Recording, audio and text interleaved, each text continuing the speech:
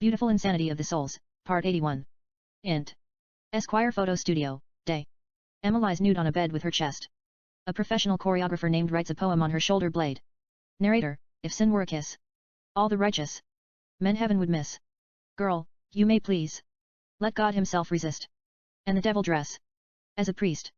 I'd be the shadiest star and flash on thy lips, or the slinkiest and dim on the mist. An Esquire photographer man named Lance takes pictures of Emma. Cut to. Emma lies on the bed nude. There is a poem on her chest, breasts, belly. Narrator, let me confess. In the marriage of beautiful hearts, love isn't love if it were not. The tears and stars in our eyes, the roses, tulips, and passion on our lips. To kiss and caress down to our feet. To make love till the angels in heaven submit. And the stars and skies emit light without a limit. To cuddle and hold infinity with each heartbeat. The mixture of our souls in gorgeous sexual heat. And every time we make love as if it were the last time we would ever meet. Lance continues to photograph Emma. Cut to. Emma lies on her chest nude reading a poem. The same poem is written on her back down to her butt. Narrator, I don't know what's torturing my heart. This feeling deep inside of my emotions has kept me far above the ground. Something under my skin got me lost. To the point nowhere I can't be found. Taking me to a path that I can't turn around. However, giving the last thought to flight and fight. And not knowing what's false and true, wrong and right. Feelings deep inside of me want to kiss thee day and night.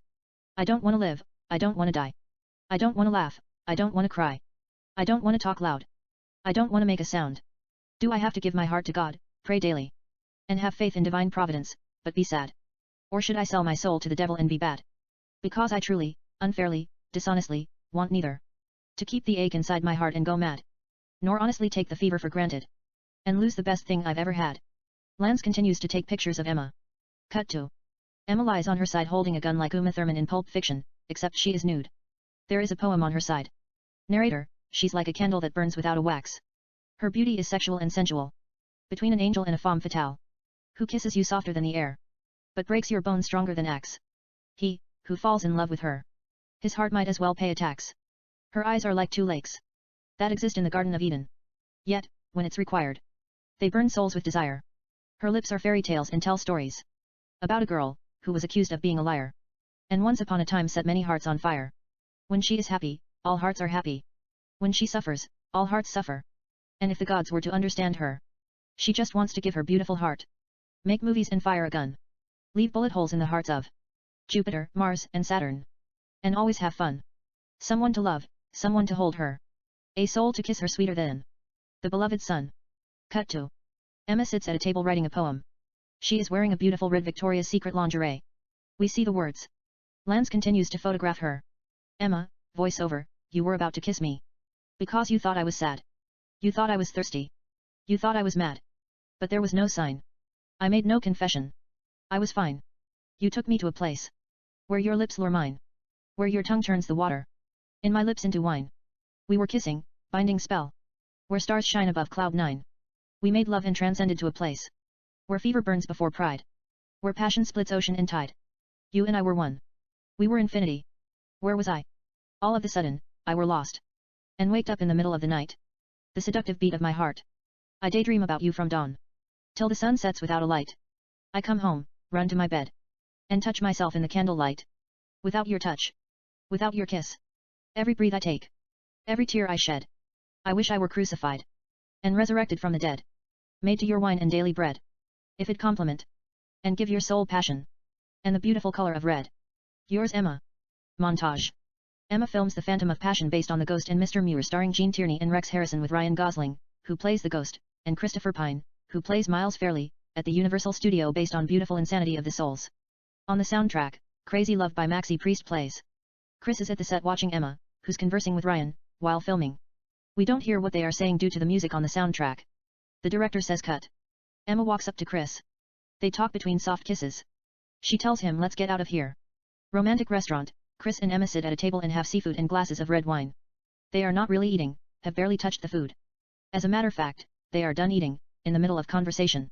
But we don't hear what they are saying due to the music on the soundtrack. Emma removes her underwear and throws it at him.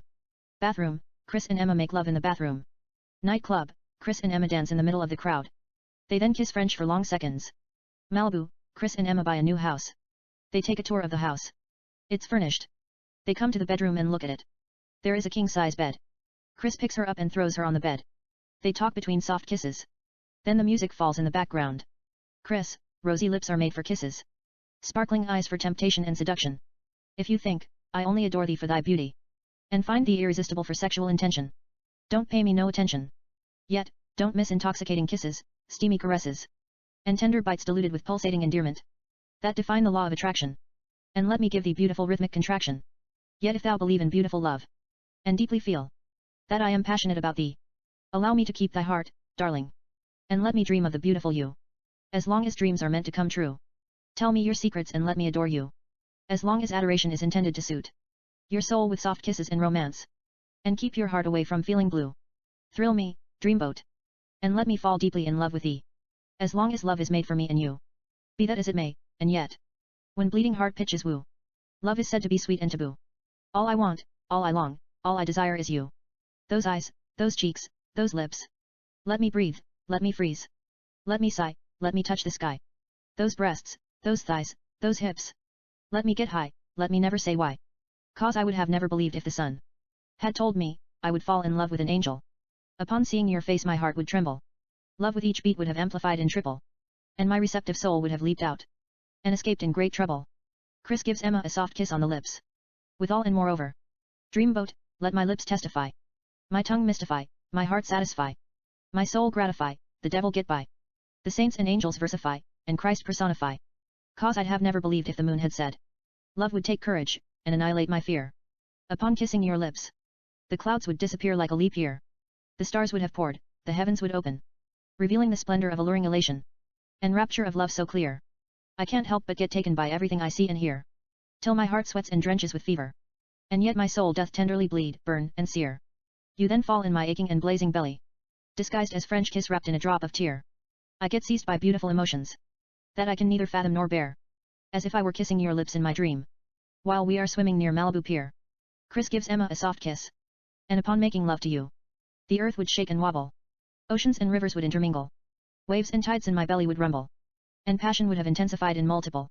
If thy lips can tell the truth but sounds a sweet lie. Let me taste them and defy roses that bloom and dry. And everything that's mischievous and sly. Loves in vain, live in pain, and says goodbye. Let's kiss, caress, and make love till we die. Chris gives her a soft kiss on the lips. She puts her arms around him, they kiss more intimately and begin to make love. On the soundtrack, we continue to hear Crazy Love. Beach, Chris and Emma take a walk down the shoreline. They then stand lips to lips and talk between soft kisses. We don't hear what they are saying due to Crazy Love on the soundtrack. They then kiss French in the sunset. Bedroom. Chris and Emma continue to make love with various sexual positions. They are having the best sex in cinema ever. We are watching it in series cuts. EXT film set, day. Emma does her take with Pine in the park. They are having picnic. Emma's head is resting on his lap and she is looking at him. He is stroking her hair in romance.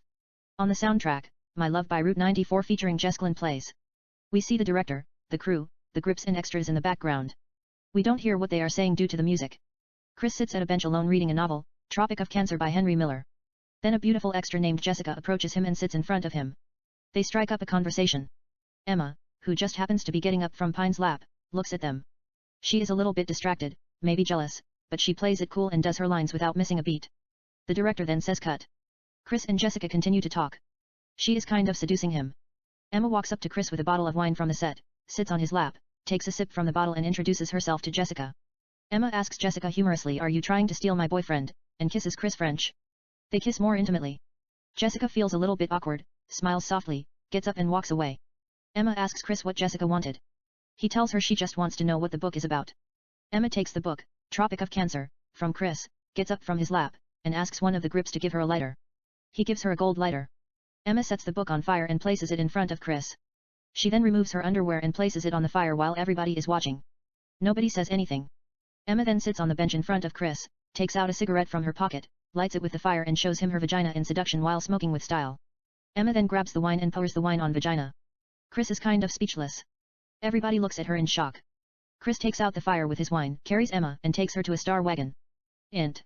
Emma's trailer, day. Chris and Emma remove each other clothes fanatically, kiss as if it were their favorite thing to do, go down and make love on a flat pad that happened to be on the floor. It's used for exercising. Chris is on top, entering Emma sweetly. On the soundtrack, I Am an Albatross by Aaron Chapa plays. Chris then bends Emma, enters her behind with amazing speed, pulls her hair, comes inside her vagina and falls next to her out of breath. Yet Emma is not done, gives Chris a blowjob as if she found a treasure, then gets on top him, and rides him seductively while singing I am an albatross. It's one of the freakiest things we have ever seen in cinema. Yet somehow, it's sexy as hell. Emma looks titillating. Chris lets her have him. EXT Universal Studio Day. Emma, who plays Pussycat, is in the set of Curve filming with James McAvoy, who plays Wesley Gibson. They are having a shootout in the street of Los Angeles, bending bullets and hitting bad guys. Emma and James decide to walk away. They blend with the crowd, extras, and move down the street. 6 bad guys follow them. Emma and James cross the street. A beautiful girl, wearing a short miniskirt, gives James a wink as she walks by them.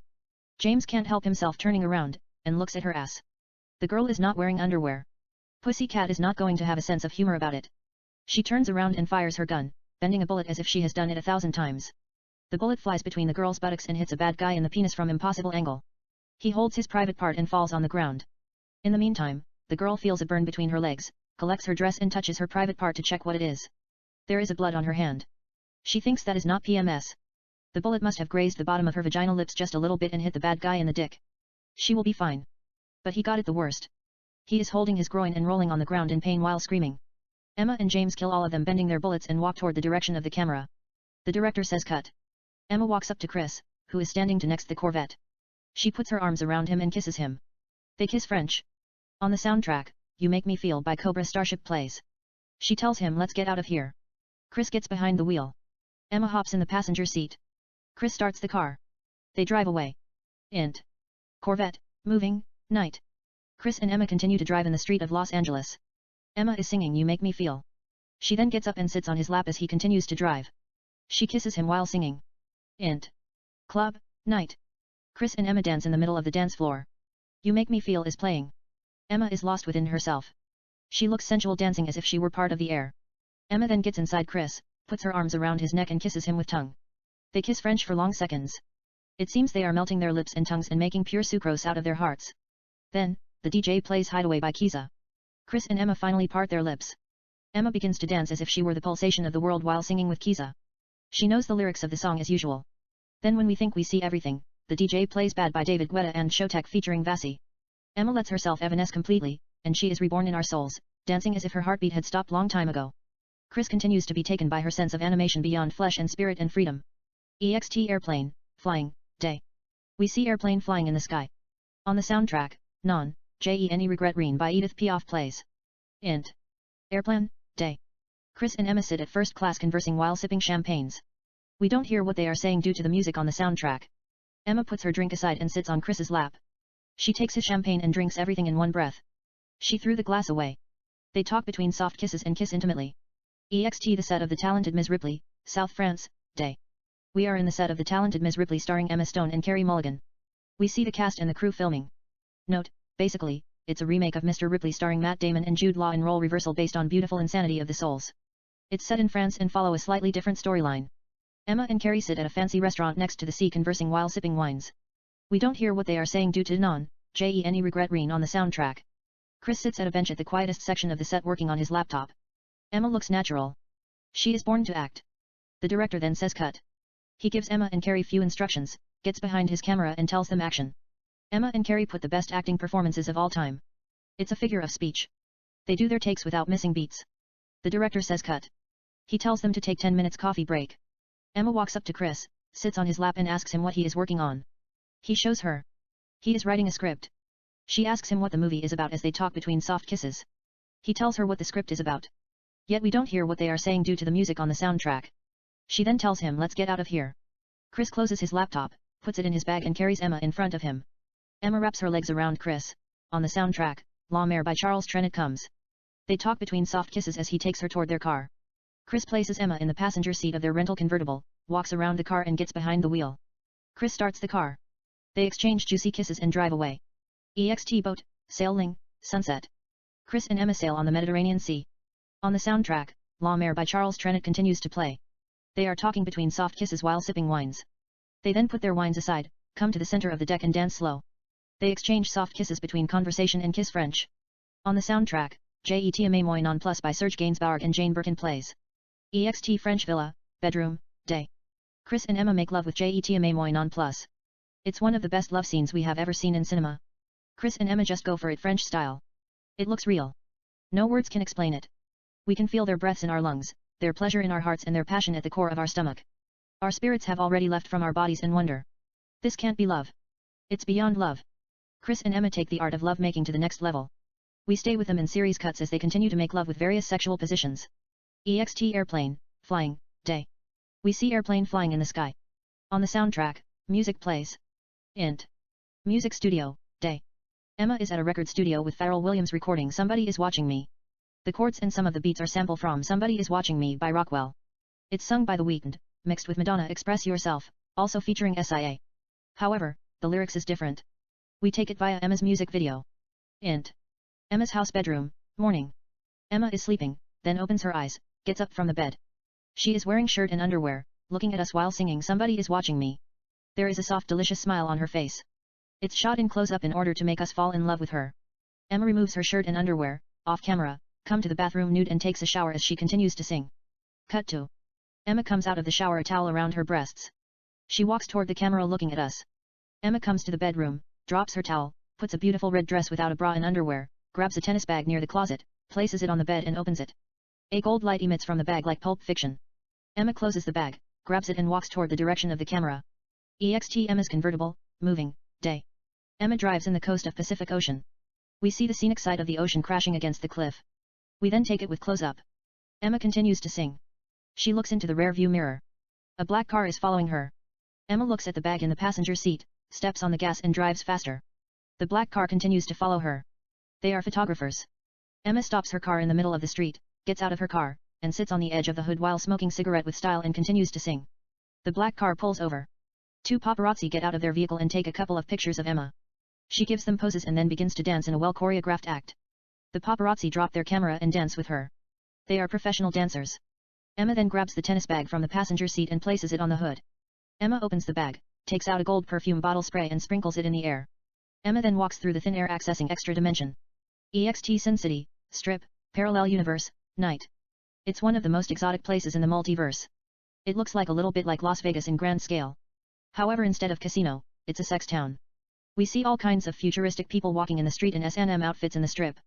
There are various sex shows right and left, including live sex, exotic dancer dancing in the glass boxes, people making out in the street, S&M, BDSM, bandage, sex slaves, etc. We have never seen anything like this. It's erotic madness. Emma walks through the crowd as if she had seen the place a million times, singing while looking at the direction of the camera. She then turns her eyes and looks at a lingerie and S&M shop. Emma walks into the shop. Cut to. EXT Sin City, Strip, Night. Emma steps out of the shop wearing S&M fishnet outfit, walks down the strip and continues to sing. Then out of nowhere come 5 professional female dancers, who are wearing various S&M outfits and walk with her. Emma and the girls stop walking and begin to dance with a well-choreographed performance. Some people stop what they are doing and watch them in awe. Then 6 professional male, shirtless, dancers approach the girls and begin to dance with them sexually, touching the girls' breasts and private parts, etc. It's a well-scripted dance. Then our camera goes out of space. EXT Space, Night. We see a satellite floating in space and a beautiful view of a planet that looks like Earth. Int.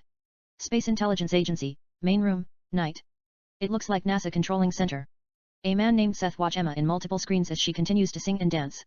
There are about 20 young attractive government employees, analyzing the videos in close-up, X-ray, etc. They suspect Emma might be an alien, she is from a different planet. EXT Sin City, Strip, Night. Emma is walking alone through the crowd. It has a Mardi Gras-like atmosphere but it's 100 times more sexual than even Brazil Carnival Festival. We watch some girls walking nude. Emma then sees a good-looking man named Jonathan, who is playing piano in the middle of the street. A girl named Laura sits on the piano in a beautiful red dress. She is holding a black bunny. Emma looks at Jonathan. He then takes the bunny from Laura's hand, puts it on the piano, pulls Laura's legs, gets up and kisses her lips intimately. It looks like a scene from Pretty Woman, Julia Roberts and Richard Gere. Jonathan steals a look at Emma. She looks at him with desire. He gives her a wink. Int. Hourglass Factory, House, Day. Emma and Jonathan make love on the sand in a huge hourglass. We see 6 women tied up in S&M and BDSM inside hourglasses dancing in erotica around Emma and Jonathan's hourglass. Laura is inside another big hourglass naked dancing sensually. Yet sand is slowly falling from above and filling the glass. EXT Desert, Day. Then the scene mysteriously changes into desert. We find Emma singing and dancing almost nude, wearing only rope and S&M and bondage, in the desert with well-choreographic act, rolling on the sand sexually. We see snakes and Scorpios approaching Emma. Int. Hourglass Factory, Night. We are back to Emma and Jonathan as they continue to make love in the sand inside their hourglasses. The 6 women tied up in S&M and BDMS continue to dance inside the hourglasses erotically. Laura continues to dance in her hourglass as well. Yet she is now tied up in BDMS. Emma gets on top of Jonathan and rides him cowgirl style. They are wearing watches. Laura's hourglass is controlled by the watches Emma and Jonathan are wearing. When they increase the pace, sands fill the glass, and slowly begins to bury Laura, who is tied up in S&M while dancing in erotica. Int. Space Intelligence Agency, main room, night. Seth continues to watch Emma in multiple screens. Some of the screens, Emma is singing in close-up. Some of the screens, she is making love to Jonathan. Some of the screens, she is tied up in S&M and BDSM, etc. Int. Laura's house, day. We see Laura dead body lying on the bed tied up with rope and BDSM naked. Her mouth is stuffed with soil and a red rose planted in it. She is branded with the word Earth. Homicide detectives, crime scene investigators and forensics are in the middle of collecting evidence. EXT Laura's house, day. It's a luxurious house. We see water fountain, swimming pool, beautiful gardens, tennis court, etc. Cops secures the area with yellow crime scene tape. A girl named Amelia, who looks exactly like Emma, comes driving a convertible, parks the car in front of the house, gets out of the vehicle and walks toward the house. She is a detective. 2 cops, who are securing the area at the door, greet her with nods as she enters the house. Int. Bedroom, day. Amelia walks in, comes to the crime scene, puts on her medical gloves and examines the body. Int. Living room, day. Amelia has few words with Captain Carter. The living room looks like a palace. Jonathan appears at the entrance. He shows his badge to a cop, who is in charge of keeping the room safe, and walks in. Jonathan is FBI. Amelia looks at him. It seems she knows him. They have history together. Amelia approaches Jonathan and asks him what he is doing here. He tells her he is investigating the case. They begin to walk toward the crime scene upstairs, at the direction of the camera. Amelia, played by Emma, continues to sing. EXT Space Intelligence Agency, main room, day. Seth continues to look at Emma in multiple screens. The young attractive employees continue to analyze the videos. Int. Factory, private show, day. Emma is performing aerial silks nude while singing. It's very sensual and erotic. Then come 4 beautiful girls and 4 muscular men with long silk scarves begin to dance with Emma artistically as well as sadistically, strangulating her while touching her sexually in BDMS. Jonathan sits on a chair and watches Emma in wonder. He is carrying the black bunny on his lap, stroking its fur. Then at the entrance a beautiful model named Veronica walks in. Jonathan looks at her. She approaches him, opens his shirt, stands behind and rubs his chest suggestively as they converse while flirting and kissing. Emma looks at them. Int. Club, night. Emma, who is wearing a dress shirt unbuttoned and red Victoria's Secret underwear, dances with a beautiful girl dressed in S&M the middle of the crowd, who are wearing all kinds of S&M outfits and BDSM, and dancing with sex slaves as if the birth of the devil. We see professional female dancers dancing in the air tied up in S&M nude. There are girls in gates that are surrounded by fire. We see girls dancing in muds. There are girls dancing in glass boxes filled with water and surrounded by flames. It's to honor the 4 classic elements. It's sexual. Emma then sees Jonathan, who is sitting at a sofa with Veronica. We see various alcoholic beverages and the black bunny on the table. Emma comes up to Jonathan, sits on his lap, kisses him French and asks him to introduce her to his new friend. Jonathan introduces Emma to Veronica. Int. Air Factory, night. Emma and Jonathan make love on a bed. We see Veronica tied up nude in the air in S&M and BDSM. There are barbed wires around her body. She's pierced various parts of her body. Her blood is dripping on Emma and Jonathan, who are making love beneath. Yet, Veronica is dancing in the air seductively while watching Emma and Jonathan having sex below. 6 professional female dancers tied up naked in S&M in the air dance around Emma and Jonathan as well. Then all of a sudden Veronica changes into Emma. Yet she is tied with chains in S&M in the air nude, singing and dancing nude. There are barbed wires around her body. She is bleeding. Then, Emma changes back to Veronica tied up in the air dancing. Emma and Jonathan continues to make love while Veronica's blooding dropping on them. The 6 girls continue to dance in the air tied up in S&M. Int. Air Factory, Zero Gravity, night. Emma and Jonathan continue to make love in the air, zero gravity. We see the blood floating in the air with Emma and Jonathan as if they are making love in space. Int. Air Factory, bedroom, night. Emma and Veronica make love in a steamy lesbian sex. Jonathan sits in a chair nude and watches them while smoking cigarette and stroking the black bunny. Int. Air Factory, bedroom, night. Emma and Jonathan continue to have sex. Veronica is tied up in the air with barbed wire above Emma and Jonathan in BDSM. Yet every time Jonathan enters Emma, a knife-like device comes out of nowhere, the thin air, and pierces Veronica's lungs as she continues to dance in allurement. Blood rains on Emma and Jonathan. It has to do with the watches they are wearing. When they pick up the pace, the knife pierces Veronica efficiently and more bloods drop on them. It looks extremely sadistic, but also feels supernatural, tantalizing and artistic. The scene changes back and forth between Emma and Veronica dancing in the air tied up in S&M alluringly. However, when Emma is in the air, Jonathan is making love to her copy. Int. Space Intelligence Agency, main room, night. Seth continues to watch Emma in multiple TV screens. The employees continue to analyze the scene, evaluating what they are watching. In one screen, Emma is making love with Jonathan. In other screens, she is dancing while tied up in the air with chains, ropes and wires nude, making out with Veronica in a lesbian sex, singing, etc. There is no scientific explanation of what we are looking at. Regardless, some of scene are shot in extremely close-up on Emma. It is for the sole purpose of to make us fall head over heels in love with her. We can feel her passion, desire, pain, and the lust in her eyes hidden within her tears, and the pulse on her lips. Int. Veronica's house, living room, day. We see the body of Veronica tied up in the air in strangulation in S&M in the middle of the living room. A rose is placed in a hole between her breasts like a vase. She is branded with a word air. Homicide detectives, crime scene investigators and forensics collect evidence. Amelia walks into the room, approaches Veronica, and examines the body.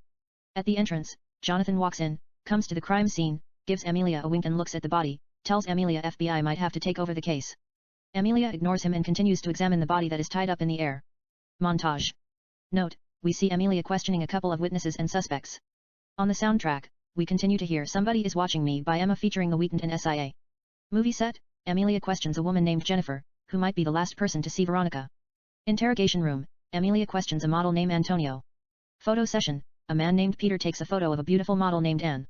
Amelia approaches him, shows him her badge and asks him few questions. Yet, we don't hear what she is saying due to the music on the soundtrack. Jennifer gives police the description of the suspect. A sketch artist draws the face of Emma. EXT water strip show, day. Emma dances exotic in the rain tied up in ropes in S&M and BDSM freeing herself sexually. Jonathan stands and watches her holding an umbrella and carrying the black bunny. There are about 30 huge balloons filled with water. They seem to be floating in the air, but they are held by invisible suspension. Emma then goes down with her knees and pulls a wire. Water falls on her body. It is a little bit similar to Flashdance, Jennifer Beals' water scene. Emma continues to dance pulling one wire after another, and water crashing on her body in seduction. Then come 4 female dancers and 4 muscular male dancers in S&M and fishnet and begin to dance with Emma sexually with the finest and well choreographic acts in the rain while water crashing on their bodies. Some of them produce ropes out of nowhere, place the ropes around Emma's neck in S&M and strangulation. She kisses the dancers French lasciviously, both the girls and men. They pull her hair, slap her face, choke her neck, etc. It is part of the act. If Madonna sees this, she would be jealous of Emma. The dancers tie Emma with ropes in BDSM. Yet, she frees herself dexterously and continues to dance with them enchantingly. Jonathan continues to watch her. Then comes a beautiful supermodel named Marta, stands behind Jonathan and touches his private part in seduction. Emma looks at Marta. Int. Water factory, night. Emma and Jonathan make love in a big champagne glass that is filled with water. We see 6 girls dancing nude in water bowls that are placed around Emma and Jonathan's bowl. Yet we see Marta in a huge water glass globe that is half full with water and hanged in the air. It's held with chains and suspension, swinging above Emma and Jonathan. Marta is dancing inside the globe. Water is slowly filling the glass. Emma and Jonathan continue to make love. They are wearing the 4 classic element watches. When they pick up the pace, the water fills the glass globe that Marta is in. All of a sudden, Marta changes into Emma mysteriously. We see Emma dancing inside the glass globe nude in seduction. It then explodes in the midair. EXT ocean, day. Emma floats in the air and falls in the ocean nude. Int. Ocean underwater, day. Emma swims under the water with all kinds of beautiful sea creatures, jellyfish, and sharks. Emma then sees Jonathan, who is swimming under the water naked. They get closer, kiss and continue to make love under the water. Int. Water factory, night. We see Marta in the glass globe tied up in S&M. The water is getting full. Int. Ocean underwater, day. Emma and Jonathan continue to make love under the water as various sea creature and sharks circle them around. Int. Water factory, night. Emma and Jonathan continue to make love in the glass bowl. The 6 girls continue to dance in their glass bowls sensually. Marta is swinging in her glass globe. It is filled with water. She has stopped breathing. There is blood on her nose. Int.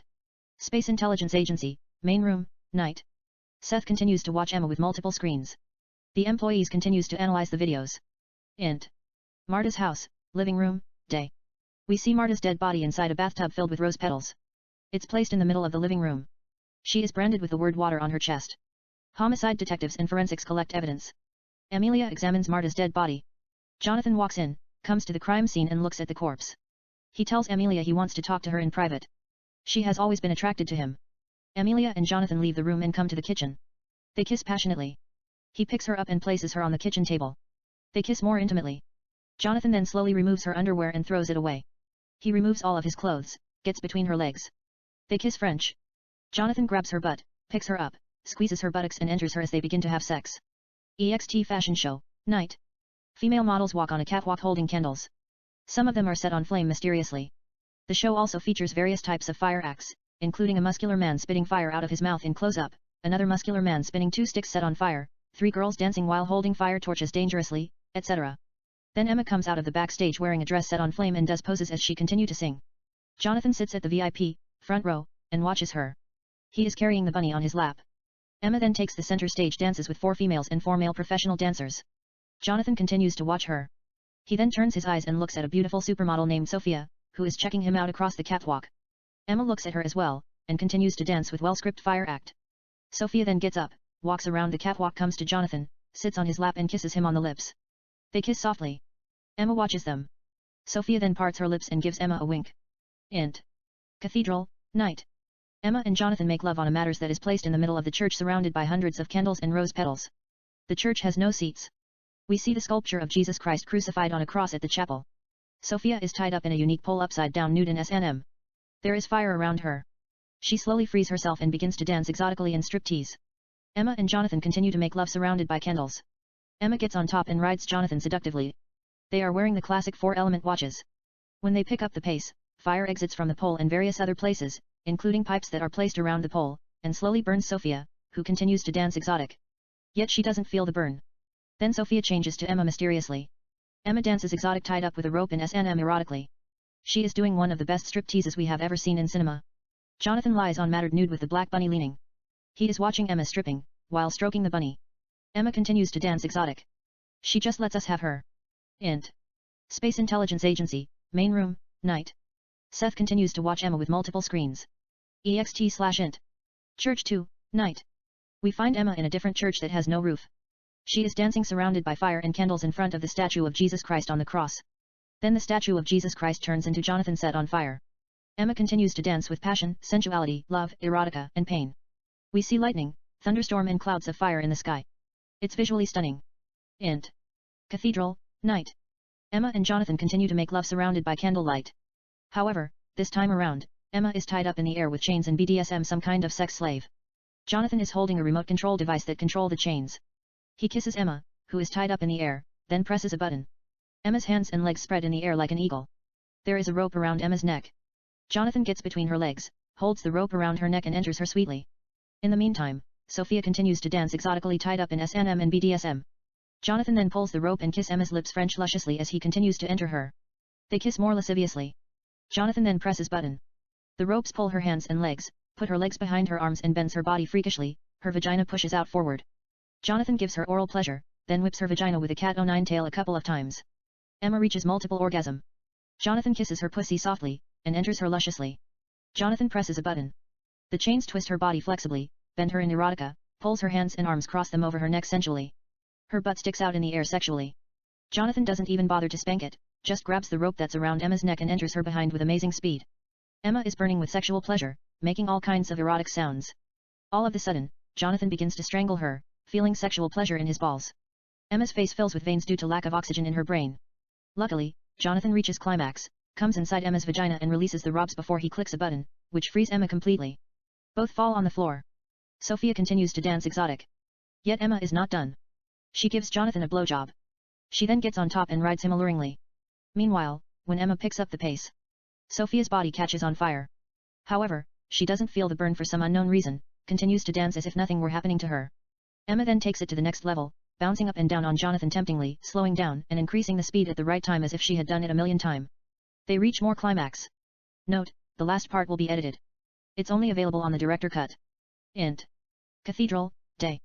We see body of Sophia lying at the chapel nude in round candlelight. Her gut cavity is burnt to ashes. There is a rose inside her belly. She is branded with a word fire on her chest. FBI, homicide detectives, crime scene investigators and forensics are collecting evidence. EXT Cathedral, day. Amelia comes driving her convertible, parks her car in front of the cathedral, gets out her vehicle and walks into the church. Int. Cathedral, day. Amelia comes to the crime scene and examines the body. Note, in alternative crime scene, we might see only the ashes of Sophia. There is a red rose on the ashes. Photographs of Emma can be seen throughout the church. Amelia grabs one of the photos of Emma and looks at it. EXT Beach, day. Emma and Jonathan kiss on the shoreline while ocean waves crash on them. It seems Emma faked her own death. Jonathan is her accomplice. Int. Space Intelligence Agency, main room, day. Seth continues to watch Emma and Jonathan in multiple screens as they continue to kiss in the beach. We see the black bunny nearby. EXT beach, day. Emma and Jonathan continue to kiss more intimately. We take it in close-up, and then pull out gradually with overhead shot. The end. Part 82. EXT/int. Interview magazine photo shoot, day. Emma does various poses in S&M and BDSM as photographers take her picture in serious cuts to advertise the music video, consisting of the 4 elements, air, earth, water, and fire. Insert, Interview magazine, Emma's photos. We see the result of Emma's photos one by one. She is on the cover of the magazine. There are about 300 photos, maybe more. But we only see about 50 of them. Yet, if it's convenient, we might see all of them in fast forward. Interview magazine dedicates the entire page for Emma. Int. Los Angeles Museum, day. Chris and Emma visit a couple of beautiful paintings and sculptures at the Museum of Los Angeles. On the soundtrack, music plays. They are conversing, but we don't hear what they are saying due to the music on the soundtrack. They then stand lips to lips, talk between soft kisses and kiss intimately for long seconds. They then part their lips and continue to visit a couple of interesting paintings. Note, we look at the paintings with series cuts. EXT Park, day. Chris and Emma take a walk in the park. The music on the soundtrack falls in the background. Emma, I didn't feel anything. Chris, what do you mean? Emma, the art. Chris, what about it? Emma, they didn't move me. Chris, they are not supposed to move you. People go to museum to spend quality time. Emma, every time I go to a museum, I am always looking for the exit sign. I mean there are breathtaking paintings but I wouldn't take them to my house and hang them on the wall even they gave me for free. Does that mean there is something wrong with me? Chris, no. Things have changed. Paintings were designed to capture beauty in their natural form and somehow lift human spirit. Then came television, photos, films, video game, music video, and computer changed how we see art. We are bone dry generation. We are desirous of everything. A Miley Cyrus state of mind. All that's in your face: love, romance, explosion, and sex in XXX. If we find a painting by Picasso worth $125 million on our doorstep, at the same time, happen to see Kristen Stewart walking down the street, we'd step on the painting, run toward her and ask for an autograph. Emma, humorously, have you asked Kristen for an autograph? Chris, I have never asked anybody for an autograph. It was an example. But once Al Pacino gave me his autograph at a coffee shop and lost it the same day. Emma, what do you mean lost it? Chris, it was long time ago when I came to Los Angeles. I didn't ask him for autograph. I asked him for an email address, so I could send him one of my screenplays. Maybe he did not hear me clearly. He just signed his autograph on my notebook. You know, I didn't feel like bothering him. A little bit pride came to my conscience. I just walked away.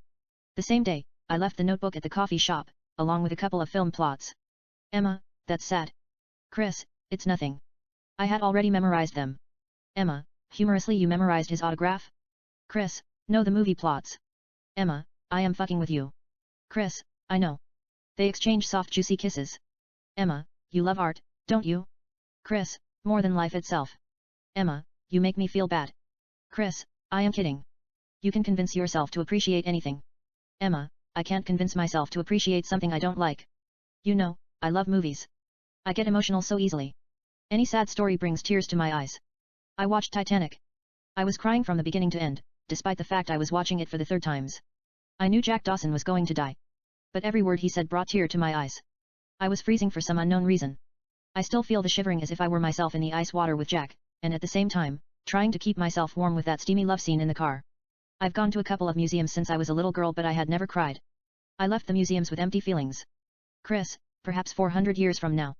They will have virtual reality movies where the audiences are part of the motion picture. They interact with the actors, hold their hands, converse with them, even make love to the stars in advance virtual reality images and experience the emotional heights. They will manipulate the actors, create characters, do whatever they desire and be the stars of their virtual reality movies. Someone like you in the future says film doesn't move me. Emma, that sounds depressing. I don't want to be forgotten. Chris, I don't mean it like that. I will make sure I write you movies that stays people's mind forever. They will not forget you for millions year. You look at Shakespeare's play, Romeo and Juliet, Hamlet, Macbeth, and sonnets. Shall I compare thee to a summer day and most of his works? They were written almost half-century ago. They are timeless. They are still making big impact in cinema and theater. They stand lips to lips. Emma, anyway, I am sorry that day Andrew had to masturbate in front of us. Chris, don't sweat it. It's nothing. Humorously, one time, I was masturbating while watching you in Zombieland. I got it in VHS format. It has both DVD and VHS player. The DVD player was broken. I just went with the flow. I then stopped in the middle and asked myself, what if my girlfriend catch me?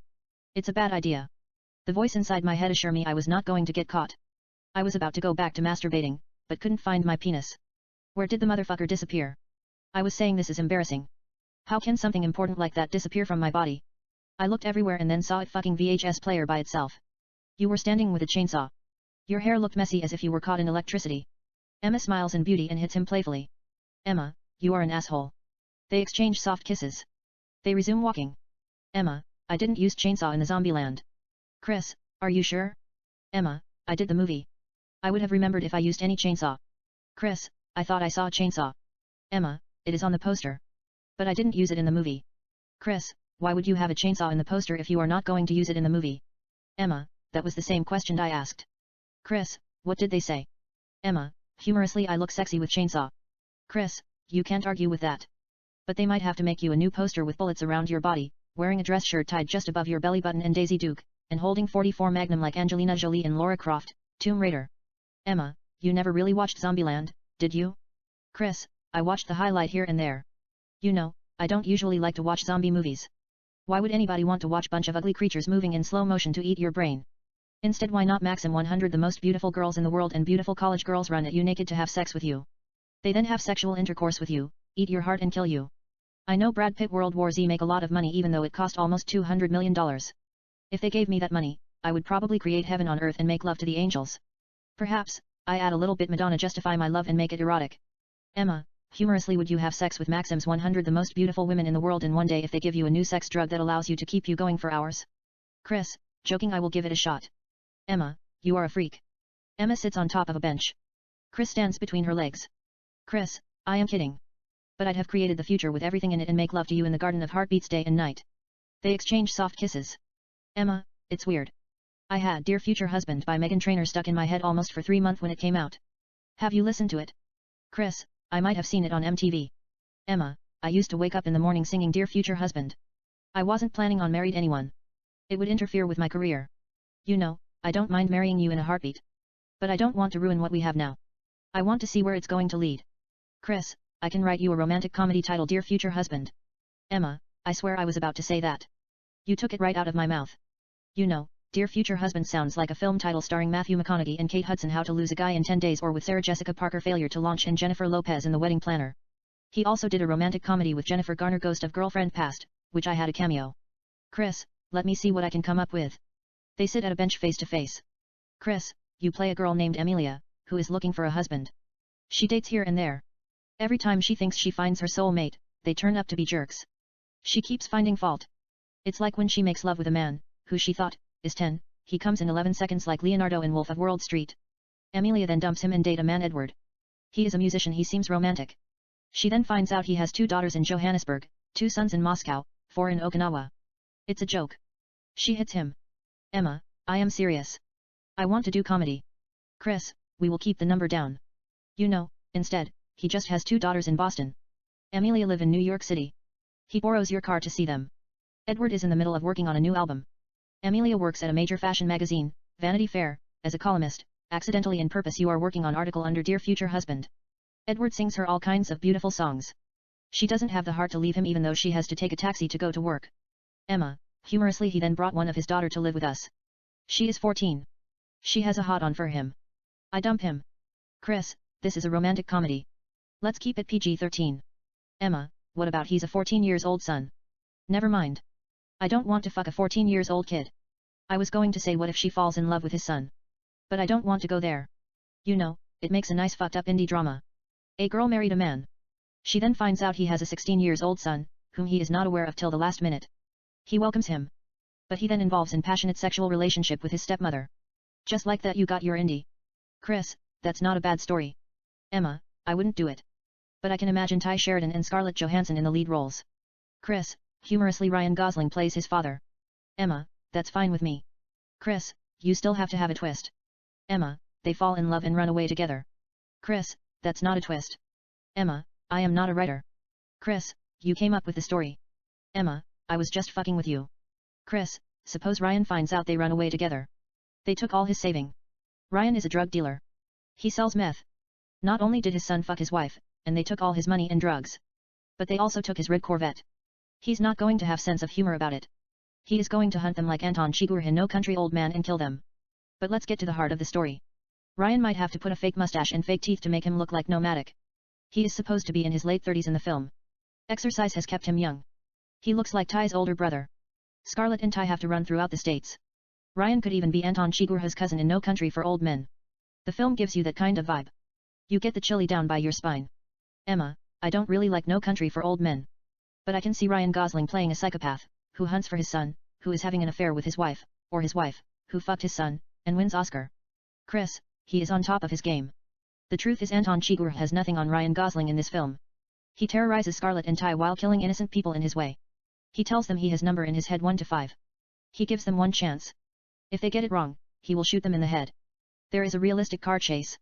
Ryan almost drives them off a cliff. They have shootouts here and there. Ty and Scarlett escape in a dramatic fashion. Later, Ryan catches up with Scarlett and Ty, finds them making love, ties them up and tortures them sadistically. Ryan then threatens Ty he is going to slit Scarlett's throat if he doesn't give him the money. Ty gives him the money. Ryan stabs Scarlett in the heart and kills her. In rage, Ty fights his father and stabs him in the stomach multiple times. Ryan dies from excessive blood loss. Ty grieves over Scarlett's dead body. The police come to the building. Ty takes the money and flees the scene. In the end, we find out he is telling you his story. You play a writer. You are not sure if Scarlett is dead or alive. She might have survived the stabbing. He might have missed her heart by few inches. Maybe she just survived miraculously. That is the twist. It's title Rogue Blood. Emma, you can't let her go. Chris, what do you mean can't let her go? Emma, Scarlett Johansson. Chris, you brought her. I mean it's only a film. It doesn't make a difference if she lives or dies. I thought it might serve as an alternative ending. We will cut it out if it's inconvenient. You know, I was going to borrow an idea from this film she did with Ewan McGregor, The Island, directed by Michael Bay. I have always thought that movie is ahead of its time even though some critics crucified it upside down like St. Peter. Someday it will become a cult classic. In the movie, the bad guys clone adult human in the lab, take their organs and give them to patients. However, instead of incubating human direct to adulthood, suppose you grow it from embryo. That clones have childhood. However, the babies grow faster than dogs, cats, and insects. Depend on the patients. If a patient has a bad heart, and he or she needs a heart transplant within 6 months, they might want to speed it up by splicing it with insect gene. Insects have a short lifespan. Next time if you kill an insect by accident, don't feel too bad about it. You still attend Nirvana. But keep your finger crossed, you don't want to return as a fly. However, if you do, stay away from bug zappers.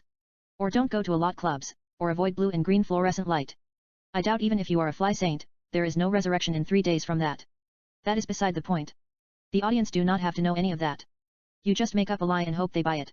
They could just say, they speed it up by turning on some gene nobody has ever heard of it. When they reach certain age, they inject them with a serum called SMP, slow maturing process, which slow down the aging process. The clones take a normal course of life.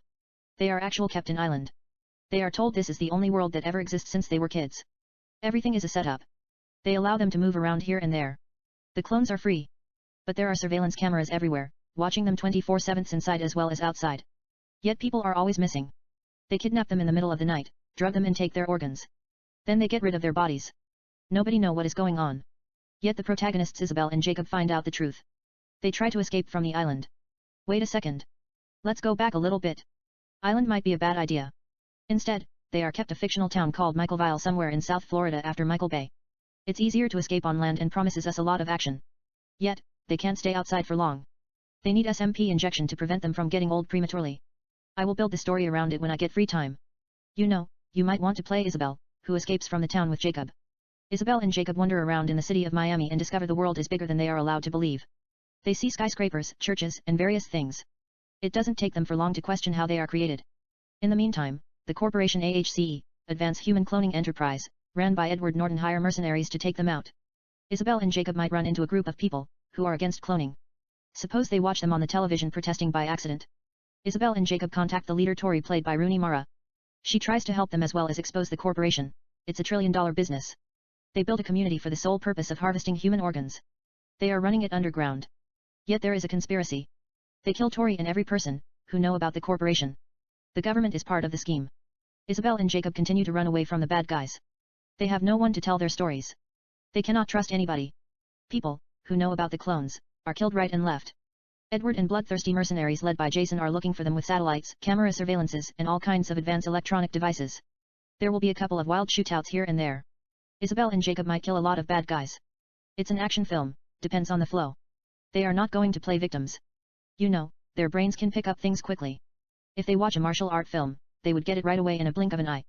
Nevertheless, Isabel and Jacob pick the bad guys apart with guns and a couple of deadly martial arts. Humorously, Sick Kung Fu, Taekwondo, Jeet Kune Do and others in 3D. We might see brains splattering, bones breaking like bad karma and blood flowing like rivers in the reminiscence of Kill Bill Volume 1 if it's necessary. Meanwhile, Isabel and Jacob might have to go back to the village. They need SMP to slow down the aging process and inject it into their system. Some might say if SMP exists, why not people just get that and stop worry about organ donation altogether? That's cool. You can always tell a lie. Or you don't bring that question to the audience. But if it's crucial to the story, you might have to give them explanation. Let's say SMP causes some sort of cancer. Some people still say who gives a fuck about cancer? You know, people smoke cigarette knowing it causes cancer. They just want to remain youth and look gorgeous. Is that a sin? They don't give a fuck about cancer as long as it slows down the aging process. Clarence says in True Romance, live fast, die young, leave a good-looking corpse. However, they don't want to die in a heartbeat. That's your ticket. It's toxic. Only the clones are immune to it. For example, if a regular person injects it into his or her system, they die within 3 hours. Nonetheless, Isabel and Jacob need SMD. They look through the internet and finds where they keep SMD. It's downtown Miami. It's headquarter of AHCE. It's highly guarded skyscraper. Even though Isabel and Jacob are kept in the village, they are extremely intelligent. They dexterously infiltrate the highly guarded building which has heat sensor, laser security, temperature dictator, and others. They pass all securities like Tom Cruise in Mission Impossible and steal the SMP from the main room. They inject it in their system and make passionate love 7 days straight. They know soon or later they would run out of SMP. There is injustice against the clones, and the mercenaries are looking for them. Isabel and Jacob cannot continue to live in fear. It's time to turn the table around and kill the bad guys. They are watching Matrix starring Keanu Reeves and Carrie-Anne Moss. They go back to the corporation and takes out the entire town. They kill the bad guys. They kill Jason. They kill Edward and free the clones. They were thinking about getting more SMD that would last them for lifetime. However, a clone named Trent has designed a serum called KIR, Keep It Real, that reverses the effect. All they have to do is inject it into their systems one time. They are set for life. We don't see Isabel and Jacob inject themselves with KIR like John Travolta in Pulp Fiction. But we find them kissing French in Miami Beach. The end. Emma, that's an interesting story. May I make a suggestion? Chris, be my guest. They exchange soft kisses. Emma, you should keep them in the island. They are isolated from the rest of the world. They can walk around free like tourists. Chris, how are they going to escape if it's island? It's highly secured area. If they swim, shark might eat them. They will shoot and kill them from helicopter. Emma, you can always focus on their relationship in the island set somewhere in the Pacific. I like how they are watching them 24/7. You might want to turn it into erotic movie. Suppose Edward Norton is a pervert. He is a little bit sick in the head. He likes to watch Isabel and Jacob and other clones having sex like William Baldwin in Sliver starring Sharon Stone. But it's in the big scale. Basically, it's pornography. The movie should be about how they can escape from the island. Isabel and Jacob figure the scam out in the middle. They then bring it down within the island. Chris, that's not a bad idea. I was thinking about all Michael Bay films. You know, if he is going to spend $150 million, you might as well build a community with colleges, hospital, supermarkets, banks, and others. It's a real town. Yet everything is a lie. They just want their organs. Then Isabel and Jacob find out what's happening. You then get your full-scale explosion. Non-stop action under the circumstances and all-out havoc mayhem. I think Michael Bay has nothing on me if I want to make the greatest action movie ever made. That's why I want to avoid island. I just put the whole thing just now as I went. Actually, it's based on the island. I just change few things here and there. There are a lot of plot holes. I might keep them in an isolated island like you said. But the island is located near Miami or Los Angeles. We make 2 separate movies. One is based on what I told you. Another is based on what you told me. Regardless, Isabel and Jacob escape from the island with a motorboat while the bad guys are shooting at them from helicopters. They just got lucky. It follows the same anecdote I told you. The only difference is the ending. Isabel and Jacob return to the island with motorboats and kill all the bad guys. It's non-stop action. But your story sounds realistic. Once we get the money from the first film, we can do whatever we want to do with the latter. Emma, I knew it. You created the story to trick me. That means you are not over Scarlett. Chris, I am done with her. They exchange soft kisses. Emma, can you say I am done with that whore? They exchange soft kisses. Chris, I am done with that whore. They kiss intimately. Emma, anyway, have you seen Never Let Me Go? It's about organ donation without explosion. Chris, I never saw it. But I heard about it. Starring Carrie, Andrew, and Keira Knightley. I thought it was stupid. I'm not going to sit and watch them take organs from my body while I am still alive. I would have gone Jason Bourne on their ass. I swear to God if they touch a single cell in my body, there is no measure how fast and how hard I would bring to their doorsteps. I am on my own side. Maybe that's Matt Damon. However, they might need well-trained guards to keep eyes on me. I would still kill all of them and escape. There is nothing God or the devil can do about it when I unleash lake of fire and brimstone on those who try to outguess me. Perhaps, it's instinct talking. The fact is if you are brought to donate organs since you were kid, you have no choice but to accept your fate. But is that true? Life is coded with rebel soul. Some points of your life, you will stand up for your right. You will rebel against your fate. I saw the trailer. It's not like they are kept in confinement. Why didn't they run? You know, it makes no sense. They were driving car and all. Why not just drive away and leave the country? Emma, that was the same question I asked. But they say it's complicated. Maybe they should hire Pussycat. I would have buried bullet between their eyes, drink their blood instead of milk, set the place on fire and free all of them. I would have taken it straight to the system. Emma is a little bit in character. Chris, that's what I am talking about. They kiss French. Emma, I love Rogue Blood. I don't care if you kill Scarlet or not. It's a good story. Chris, I thought I could end the film with high spirit. In fact, Scarlet is played by Imogen Poots to keep Black Widow out of it. When everybody thinks she's dead, she's in the car waiting for him. You're not in the film either. You get the main roles in my movies. Instead, Imogen is the star of Rogue Blood. Ty leaves a bank and gets in the car. Imogen is in the car with their 3-month daughter. He just bought a bar, sings and plays guitar, gives Imogen the tour of the bar. They have dinner at the empty bar in the candlelight. He gets up in the middle and sings Photographs by Ed Sheeran for her. They then dance slow with I See Fire and kiss intimately. The end. Emma, I can't believe you turned that into a movie. Chris, it's your story. I have nothing to do with it. Emma, really? Chris, you said Amelia met a man. She finds out the man has a son. She falls in love with his son. That's basically the movie. I just added details. Emma, it's romantic. Chris, I was going to end the movie when they dance slow with Give Me Love by Ed Sheeran instead of I See Fire. I then felt I should preserve it for you. Emma, that is a thought of you. But I will trade it with Photographs. Chris, sure. We'll replace it with something sentimental. Yet we might hear all kinds of romantic songs throughout the film. There are going to be a couple of steamy love scenes. It's also to balance Ryan's psychotic behavior. He is going to go in a killing rampage. I heard he is a psychopathic. He cut his mother's, Kristen Scott Thomas, abdomen and put his hand in her belly to see what is in her uterus and only God forgive. They say it was his idea. It wasn't in the script. You have to take advantage in that psychopathic behavior, and make something crazy. You know, in order to match that level of madness, Ryan has sex with various women, cuts their abdomens, remove their kidneys and eat them raw as he continues to hunt Imogen and Ty. Emma, it doesn't get any better than that. Chris, we might want to give the film few dimensions as well. You know, add a cop named Julie who is investigating the murders and few interesting characters. I'll think something diabolical as well as provocative if you want to work on it. You know, you might want to play a cop named Amelia who investigates murders committed by Ryan like Frances McDormand in Fargo but you are not pregnant. Or maybe U.S. Marshal like Tommy Lee Jones in The Fugitive and win Oscar. The last part is a joke. Emma, I'll play Julie. Just write it down. But let's go back to Dear Future Husband. You were talking about Edward before I interrupted you. Chris, you gave me an interesting idea. Chris and Emma exchange soft kisses.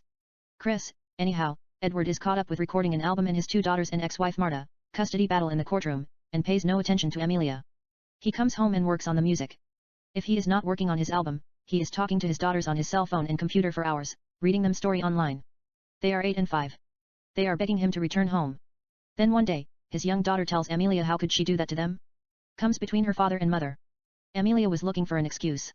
That just might do it. She dumps Edward. He knew it was coming, lets her go. Third is Zach. He seems perfect, works at the New York Times, gives Amelia the best orgasm, takes her to romantic restaurants, breakfast on bed and all. He is good to be true. Amelia says he is the one. Her topic is also deals with, why do women wait for guys to propose to them? She discusses it with her friends Monica and Nicole. Monica says it is because guys can take rejection like Rocky Balboa takes punches. Girls will be crying for weeks. Monica admits she will never recover if she asks a guy to marry her and he says no. After that, she will become a nun. Nicole is different. She says if they say no, fuck them. We have to adapt to the stereotype whatever it is. Time is changing. It's 20-fucking-1 century. Everywhere you turn around, people are standing up for what they believe in. Females nowadays are more passionate about seeking for pursuit of happiness than in the history of womanhood. So what if a man says no? It's not the end of the fucking world. At least, you feel real about it. You did something no woman had ever done in her life. That's empowering. Emma, I like Nicole. Chris, Nicole is like Mila Kunis. She says whatever come to her mind. She doesn't believe men and women are created equal. She says that doesn't prove anything. Men treats us like we are not equal if we say we are equal to them. We have to think we are better than them. Then they see us as equal. We can leave with that. But Amelia doesn't have the nerve to do it. How brave she is not going to propose to a man. Even to Jesus Christ. It's not the rejection or the empowerment that keeps her at bay. But she thinks it doesn't feel natural. That's not even it. There is something in her heart that is troubling her. She doesn't know what it's. Nevertheless, Zack is beginning to change her mind. She says what she has to lose. If he says no, she will feel empowerment and move on. Amelia practices how to proposing to Zack looking at herself in the mirror without the ring like Robert De Niro in Taxi Driver. "You're talking to me." She says now it's time to try it with the ring. It's a 25-carat diamond ring. She has placed in her study room drawer, opens it. The diamond ring is gone. Emma, who took it? Chris, Zack is a thief. Emma smiles big. Emma, you are an asshole. Chris, he has been stealing from Amelia a lot of things. Money, jewelries, and artifacts and lying about everything. He is not even a real journalist. His Christian name is Vincent. He is a mailman doing internship at the New York Times. He is sort of a personal assistant to real Zack who is in Paris working on a story about fashion industry scandal. Emma, what scandal is that? Chris, I don't know. We can fabricate a fake scandal. You know, how girls come to Paris from Eastern Europe and other countries lured by modeling and fashion industry and tricked to work as escort service by highly organized criminal syndicates and mobs. But that doesn't fit here. This is a romantic comedy. We are trying to make the audiences forget their problems, not to add another crisis to whatever is bothering them. Instead he was in Paris interviewing Kate Moss for the cover of the first ever The New York Times fashion issue, equivalent of Vanity Fair and Vogue. Emma, did you just come up with that, the first ever The New York Times fashion issue? Chris, something like that. Emma, that's money. Chris, maybe. I just want the audiences to relax. You know, after they watch the film, they leave the theater with smiles on their eyes. If it were action movie, we might have gone with the mobs and stopped the bad guys. Emma, I feel you. Chris, anyway, Vincent took his identity, borrowed his office and wooed Amelia. Everything he told her is a lie. On the soundtrack, we hear Lips Are Movin' by Meghan Trainor. She confronts him after she sees him breaking a vase. The Knicks lost at the buzzer versus Miami Heat. He pawned the ring and bet on the game. He has a little bit gambling problem, admits for all the thieveries, tells her his real name is Vincent. Amelia forgives him but dumps him. He is a liar and a thief. Later, Amelia sits at a club and has a glass of scotch. She doesn't want to speak to anyone. A couple of guys try to talk to her. She tells them she is not in the mood for talking, doesn't want to be bothered. While she is contemplating how she is going to spend the rest of her life alone, then comes the real Zack and sits at her table. He asks her what's bothering her. It's a little bit like Out of Sight with George Clooney and Jennifer Lopez at the bar. Zack melts Amelia's heart. She has seen him at journalist convention in Rockefeller Center at the beginning of the film. She had even googled him. She saw his last name on a tag. She didn't have no luck finding him online, because he switched it with his friend Roger. Actually, his friend was the one who switched it with Zack. Roger's last name is Humperdinck. Amelia smiles softly. Emma, that's just classic. Chris, I got it from Prince Humperdinck in The Princess's Bride. Roger begs Zack to give him his name tag in order to talk to a reporter named Maya. Zack just gave him his name tag. He tells Amelia the story. She finds it humorous and tells him jokingly she isn't ready to be called Mrs. Humperdinck, even if he is the Prince of England. They go to Blues Bar, dance slow. They then go to a karaoke bar and sings few songs. Amelia sings On and On by Erykah Badu. They take a walk in a bridge conversing. They then kiss and make love at his apartment. In the morning, Zack takes her picture while she is pretending to be sleeping as we hear Photographs by Ed Sheeran on the soundtrack. They talk between soft kisses and make love. They have breakfast in bathtub. He continues to photograph her as we continue to hear Photograph on the soundtrack. They visit a couple of interesting places, take a walk in Central Park, have lunch at a romantic New York City restaurant, shop at Radio City Music Hall. Amelia sings a song Just Having Fun. They stand in observation deck at Empire State Building and look at the spellbinding view of New York City as the sun sets and kiss French. They watch show at the Broadway, make love at her apartment, visit the Museum of the Moving Image, and other things as he continues to take her picture as if she were the only person in the world. Zack then tries to convince her to appear on the cover of the New York Times magazines. He tells her she is a star. Amelia thinks he is joking. She agrees to appear on the cover and conduct a fake interview humorously as they continue to have the time of their lives. She knows he is the chosen one. The Messiah who is walking on the blood on her heart. The light of the world whom she has been waiting for all her life. She buys a gold ring to make it a little bit authentic, can't imagine Zack with a 25 diamond carat ring. Perhaps she does. Something about him makes her feel he is created out of her breath. She is also attracted to his mannish manner and masculinity. Or perhaps she doesn't want to take a chance. Maybe she does.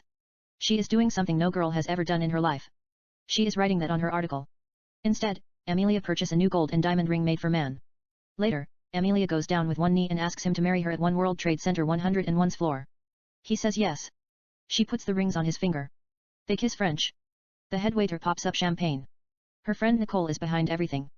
Nicole sings Dear Future Husband by Meghan Trainor. Amelia and Zack dance slow. They kiss and make love all night. Later, Zach finds out Amelia is using him to write the article.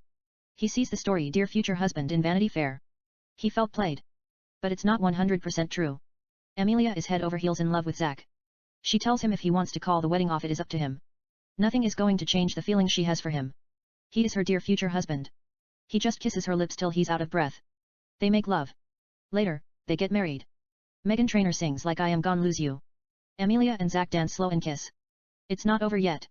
Nicole picks up the New York Times fashion magazine and sees Amelia on the cover of the magazine. Amelia is not aware of it.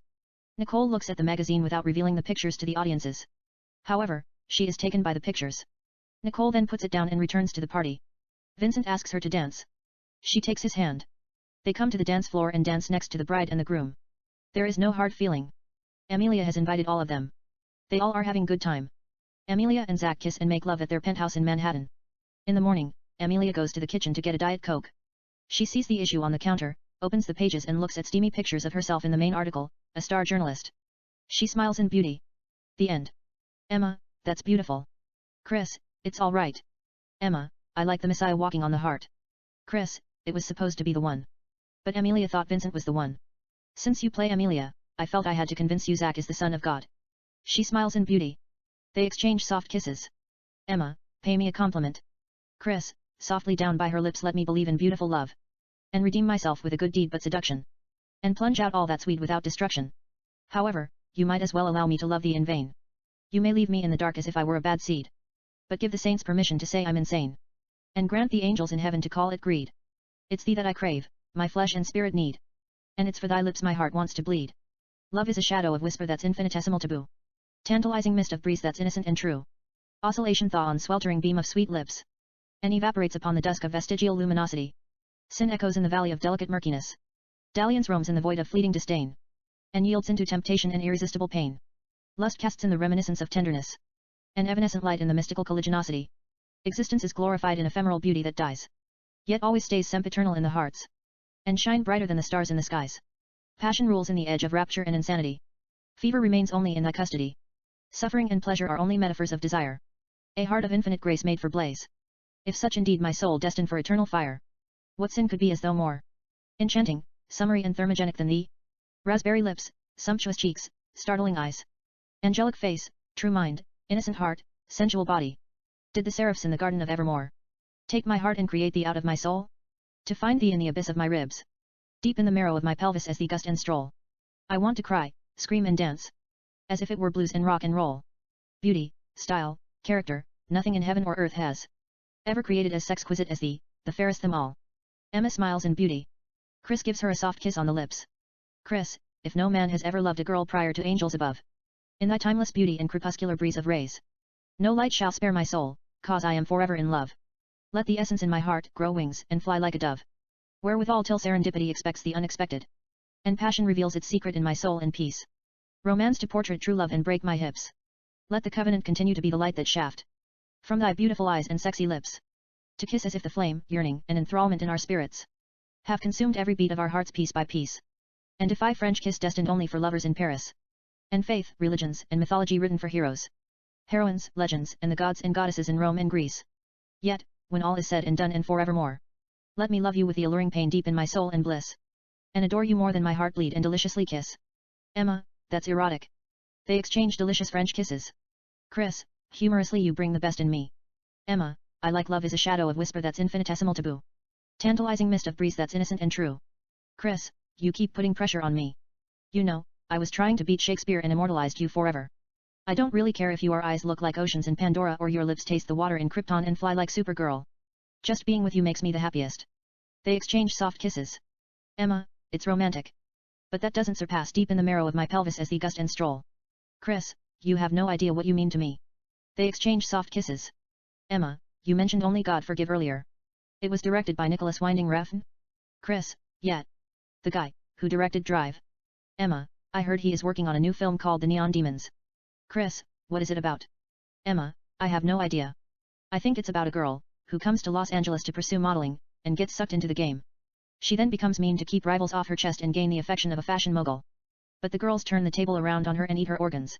Chris, that's sick. Emma, I like his style. The background and cinematography take you somewhere deserted in your heart and perplexing in the subconscious mind like David Lynch. Chris, he is okay. They exchange soft kisses. Part 83. Emma, what does it mean sexquisite? Chris, sexy and exquisite. Emma, I want you to write me a script under that title of sexquisite. They exchange delicious French kisses. Chris, what kind of story do you want? Emma, I like mystery. Chris, what kind of mystery? Split personality like Psycho. Ghosts that reveal to us in flesh and blood like The Sixth Sense. Or ghosts that live with us in hidden dimensions like The Others starring Nicole Kidman. Dreams where everything is played out in state of unconscious mind while you're sleeping like Inception. Is it a dream? Supernatural thrillers featuring God, Satan, angels, and demons like Constantine starring Keanu Reeves. Schizophrenia when you see things that is not there like Beautiful Mind, or just mental illness like Shutter Island. Delusion when your brain plays tricks on you and to lose a grasp of reality, or you're dead like Jacob's Ladder, or it's a conspiracy theory like Manchurian Candidate. Aliens who live among us without our knowledge like Invasion of the Body Snatchers and the Astronaut Wife. Hallucination when you take a drug that allows you to access 100% of your brain, have out-of-body experience and access extra dimensions, or discover hidden worlds within our universe that are filled with beauty, paranoia, chaos, psychosis, and mystery, or just parallel universes where time is illusion and the past, the present, and the future exist concurrently. I cannot think any movie like that. Maybe if you put Back to the Future, Vertigo, The Terminator, Eternal Sunshine of the Spotless Mind, and 2001, A Space Odyssey together, but that would be a science fiction, or perhaps just murder with a love story. Emma, I am in the mood for something erotic, sensual, and S&M. They exchange erotic kisses. Chris, I don't have anything that's S&M. I might have to steal an idea from Original Sin starring Angelina Jolie and Antonio Banderas. The movie is so-so. But it has erotic potential. You know, I like the idea of a woman faking her identity and seducing a man into hot passionate S&M sex. Suppose Louis, the protagonist, marries Julia, played by you. She steals his money under the supervision of her villainous boyfriend Vincent, who taught her all kinds of erotic games, including S&M, BDSM, bandage, etc. She leaves Louis. Julia is wild. Vincent is the only person who knows how to tame her. He has slaved her heart with sadistic sex. However, Julia has fallen head over heels in love with Louis. She runs away from her sadistic boyfriend and returns to Louis. Julia does not care if he turns her to authorities. She tells him she's in love with him and asks him to forgive her. Note, if it's convenient, we might see Chris in the male starring role and Emma in the female lead role. Chris, Louis loves her more than life itself and welcomes her back with open heart. They pick up where they left off. They continue to have hot passionate sex day and night. However, Vincent comes to the picture. He wants her back. They had been doing schemes together for a while. Vincent thinks Julia belongs to him. She is his property, sort of high-class prostitute, and he is her pimp, figuratively speaking. But Julia refuses to return to him. Vincent then shows Louis S&M sex video of Julia that she made with him, including cutting her buttock with a knife and masturbating with her blood. It's extremely sadistic, even to look at it. Julia tells Louis that was her past. She is done with Vincent. She is in love with him. Louis has always trusted Julia and needs her like a wild orchid needs water. Yet, they said old habits die hard. Julia seduces Louis to tie her up and spank her in BDSM. She slowly got him involved in S&M sex. Louis enjoys it. He thinks they are just spicing up their sex life. However, later, Vincent tells Julia he will kill Louis if she doesn't return to him. Julia begs him to leave Louis alone. It's not his fault. She cries like a little girl. It has nothing to do with Louis. Vincent takes a pity on Julia and asks her to do one last heist, wants her to seduce a man named Robert, marry him and steal his money from his safe. Vincent then will let her go free. Julia agrees to do one last scam. She gets up in the morning, writes Louis a letter, I am going away for a while. If you love me, let me go. Don't look for me. I will come back to you. She carries out the plan almost flawlessly till she runs into Louis at a party hosted by Robert at the last minutes. However, Louis plays along as if he didn't know her. Louis has words with Julia privately. She tells him the truth. Vincent threatened her that he would kill Louis if she didn't do it. She is doing it for him. He would have killed her as well. Louis asks her why she didn't go to the police. Julia has criminal records and doesn't want to go down with Vincent. Louis tells her he will kill Vincent and free her once and for all. But Julia begs him not to kill him. Vincent is her brother. Wait a second. That's a bad idea. I am not fond of relationship between siblings and incense. I brought it because to separate the film from Original Sin, and maybe cash on Oldboy, a 2003 South Korean film, a man is held for 15 years without knowing who is behind it. He is then released. His capturer tricks him into sleeping with his daughter in order to extract revenge for something he did in the past. But we are not going down the same path. Instead, Julia tells Louis she owes Vincent a favor. He was her brother by marriage. Vincent's father married Julia's mother. Later, Vincent's father tried to rape her. Vincent shot and killed his own father to save her. They were in love. They ran away together. He then started doing drugs and became abusive. Julia might not be in love with Vincent. But it's different. She loves him as a brother. Julia begs Louis to let her do one last job and return to him in peace. Wait a second. Let me go back just a little bit. As a writer, you aren't supposed to hold anything. You have to go all out. Julia tells Louis Vincent indeed is her brother. Her father tried to rape her. Vincent shot and killed him. They ran away together. She fell in love with him. They started incestuous relationship, which escalated into S&M sex. He then controlled her life. Louis tells her not to do it. Not only will Vincent get her in trouble, but the job she is trying to pull is extremely dangerous. Robert might kill her. Instead Louis promises Julia to give Vincent a priceless diamond necklace that his mother gave him passed from generation. It's worth about $200 million. His mother told him to give the necklace to a girl when he falls in love. Louis thought about giving the necklace to Julia, but doesn't want to put value on love. She means everything to him. More than the necklace, more than heaven and earth, more than anything in creation, more than the oxygen that he breathes in and the carbon dioxide he exhales out. More than life itself. She thinks that is romantic. They make love all night. Louis gives Julia the necklace, so she could give it to Vincent. They agree to meet at his beach house. Later, Louis waits for her sitting on the sand looking at the ocean wave. Julia doesn't show up. The job is to steal the diamond from Louis in the first place. Louis then finds out Julia and Vincent are not brother and sister. She lied to him. They are lovers. Louis is left heartbroken. Yet he opens the safe and look at the necklace. Louis gave Julia a fake necklace. In the meantime, Julia and Vincent discover the necklace is not real. Later, after things settle down, Louis finds Julia and Vincent at his house.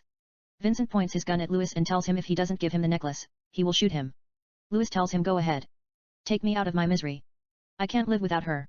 Vincent then threatens to kill Julia. Louis opens the safe and gives Vincent the necklace. Just take it. Don't hurt her. Leave her out of it. Vincent was lying. He wasn't going to shoot her. They kiss in front of Louis. Vincent puts the necklace in his pocket and sets to shoot Louis. That wasn't part of the plan. Regardless, Julia tells Vincent she wants to do it. She seduces Vincent and slowly takes the gun from his hand. Julia points the gun at Louis. She is not going to kill him. She then turns the gun, points it at Vincent and tells him to just take the necklace and leave the house. Vincent mocks her to shoot him. Julia pulls the trigger. There is no bullet in the chamber. Vincent takes out another gun and sets to shoot her. But Louis quickly holds Vincent's hand. They fight for control of the gun. Wild shots are fired. Louis finally manages to get the gun out of Vincent's hand. They go at it like two alley cats. Vincent takes out a knife and holds it close to Louis's throat. It's an epic fight. Louis holds Vincent's hand. Julia then picks up the gun, shoots Vincent in the head and saves Louis's life. However, Julia was shot in the stomach during the struggle. There is blood on her belly. She falls in Louis's arms and tells him she loves him. Louis tells her he has always loved her more than the beats of his heart and kisses her lips. Julia dies in his arms. He gives her a soft kiss on the lips. The end. Emma, that is sad. I die in the end. You should open my stomach and pull out of the bullet like Neo in The Matrix or Ryan Gosling in Only God Forgive. I am kidding. But I like the idea Julia and Vincent are brother and sister, not pretends to be. Julia involves in the incestuous relationship with her brother. I want you to correct it. You know, not only Julia and Vincent are lovers.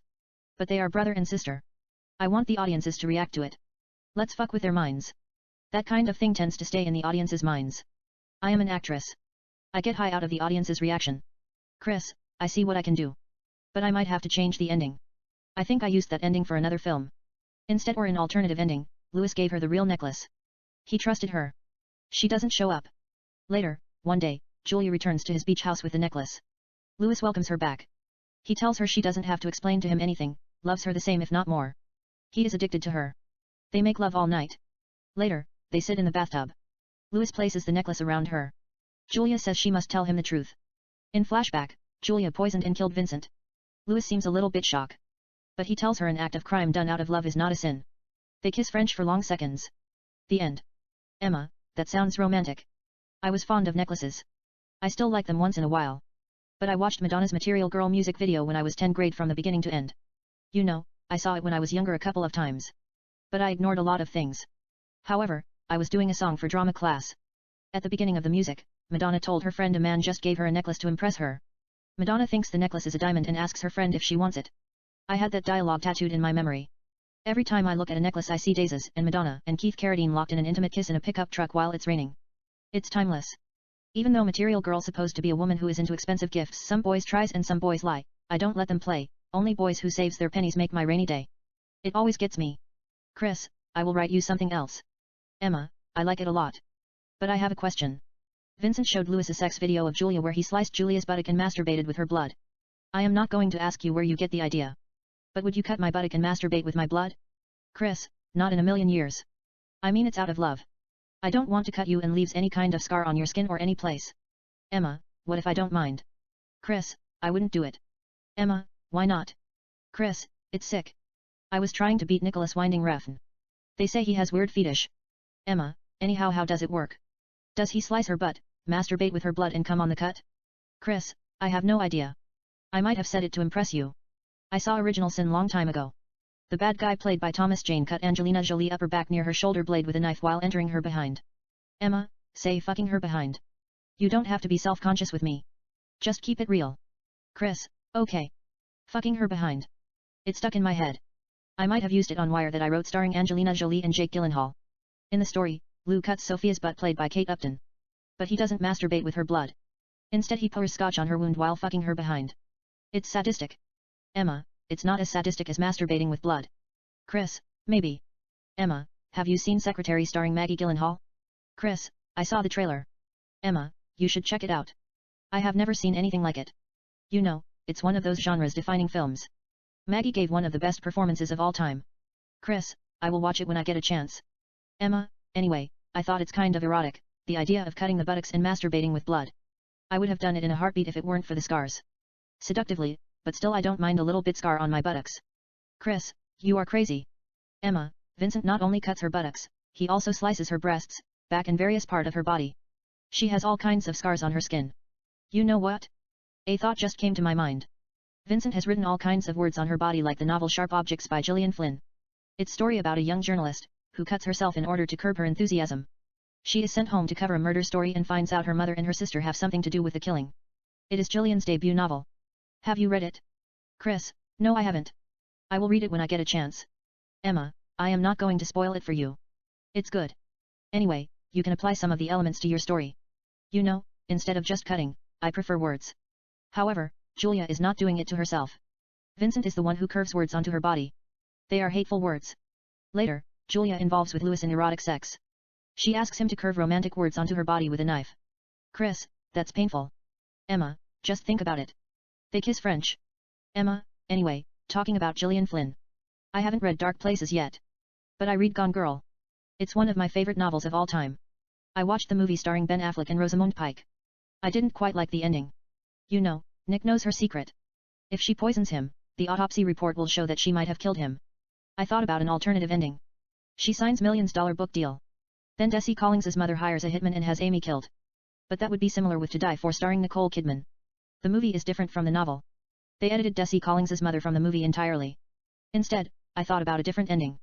You know, she made up everything. It's pretty much a lie from the beginning to the end. She disappears again without a trace, leaving clues here and there that indicate her husband Nick might have killed her this time. But she is in South France. In flashback, we see Amy with her boyfriend. She didn't act alone. They kill Desi together. She wants to return home. Previously, she had saved Nick's sperm in the refrigerator, but somehow fell to get pregnant. Suppose she wants Nick's baby badly. She is still in love with him. Amy killed Desi and returns to Nick. She then seduces Nick. They have sex. This time, she makes sure that she is pregnant 100% and disappears again. Nick goes to prison for killing her. Chris, that sounds pretty good. They can leave it the way it is and write part 2 from scratch based on what you just said. They convince the audiences part 1 is a lie. She made it up. In part 2, she plans how she is going to blame him again. She leaves a couple of clues, disappears again, and gives birth in South France. Nick goes to prison for her murder. In French Riviera, she tells us that she loves Nick more than life itself. Is she sick? Or if that is the ultimate revenge for a cheating husband. She has his baby. He goes to prison the rest of his life. If there is a death sentence, it would be too bad. He dies young. The movie becomes classic. Regardless, I kind of like the novel too. You don't know if she is telling a lie or tell the truth. The movie is good. I like Rosamund Pike's performance. I read the novel before I watched the movie. You would not believe me. It must be Sixth Sense. I pictured someone exactly like her in my mind when I read the book. Sexy, sassy, and suave who doesn't apologize for anything. I was quite blown away by her performance. Emma, is she a better actress than me? Chris, not even close. Chris and Emma kiss French. Emma, anyway, I like Dear Future Husband. It is romantic. Are you going to play Zac? Chris, I doubt it. I had Zac Efron in mind. I might have got the idea from your story, Color Bella. You said Zac was a dog thief. I don't know how subconscious mind work, always find things. Emma, I met him. He is a nice guy. But I want you to play my dear future husband, you can always write him something else. Chris, I see what I can do. Emma, to be honest, Zac kind of scares me, you know, looks like a serial killer. But when you get to know him, he is cool, saw him wearing a woman outfit at Halloween party, seems kind of harmless, and at the same time, gives you this vibe, he has a dark secret that he is not telling you. Chris, we can create a story based on what you told me, let me see what I can come up with. The film starts with Zack dressed in a woman outfit. He has silicone breasts, looks like a woman, has gone through a total transformation, picks up a beautiful girl from a bar, brings her to his apartment, begins to make love to her. There is a video recorder. It's deep web. Then out of nowhere he produces a costume-made wire that has sharp specks and strangles and kills her. He then marks X on her chest with a knife, masturbates on her corpse, comes on the face sadistically and turns off the camera. He takes the body to the bathroom, places it in the bathtub, cuts the girl into pieces, places the parts in 3 separate trash bags and gets rid of it, throws the bags in the water, or burns them at a factory. We will go with the flow. He kills a couple of girls sadistically after he fucks them, while posting the video in deep web. He gets his payment in cash. Vivian, played by Jessica Chastain, is the one who pays him. He has never seen her face clearly. She comes in a limo, wearing a hat that has a black net, which covers her face. In the sense, he is working for her. She is his pimp. Let me just call her Jessica. I saw her in Miss Sloane trailer. I don't know what is the movie about, but she looks like a classic neo-film noir femme fatale. Zack tells Jessica he is done. She asks him to get in the limo. They drive in the streets of New York City. Jessica doesn't say a word, only tells him to make love to her as they get at her mansion. They have glasses of whiskeys and make love. After sex, he goes to the kitchen, grabs a knife, comes to the bathroom, looks at his face and thinks about slitting Jessica's throat, but instead, he cuts his chest, removes the silicones out of his body, covers the wounds with first aid, leaves the silicones in the sink and walks away.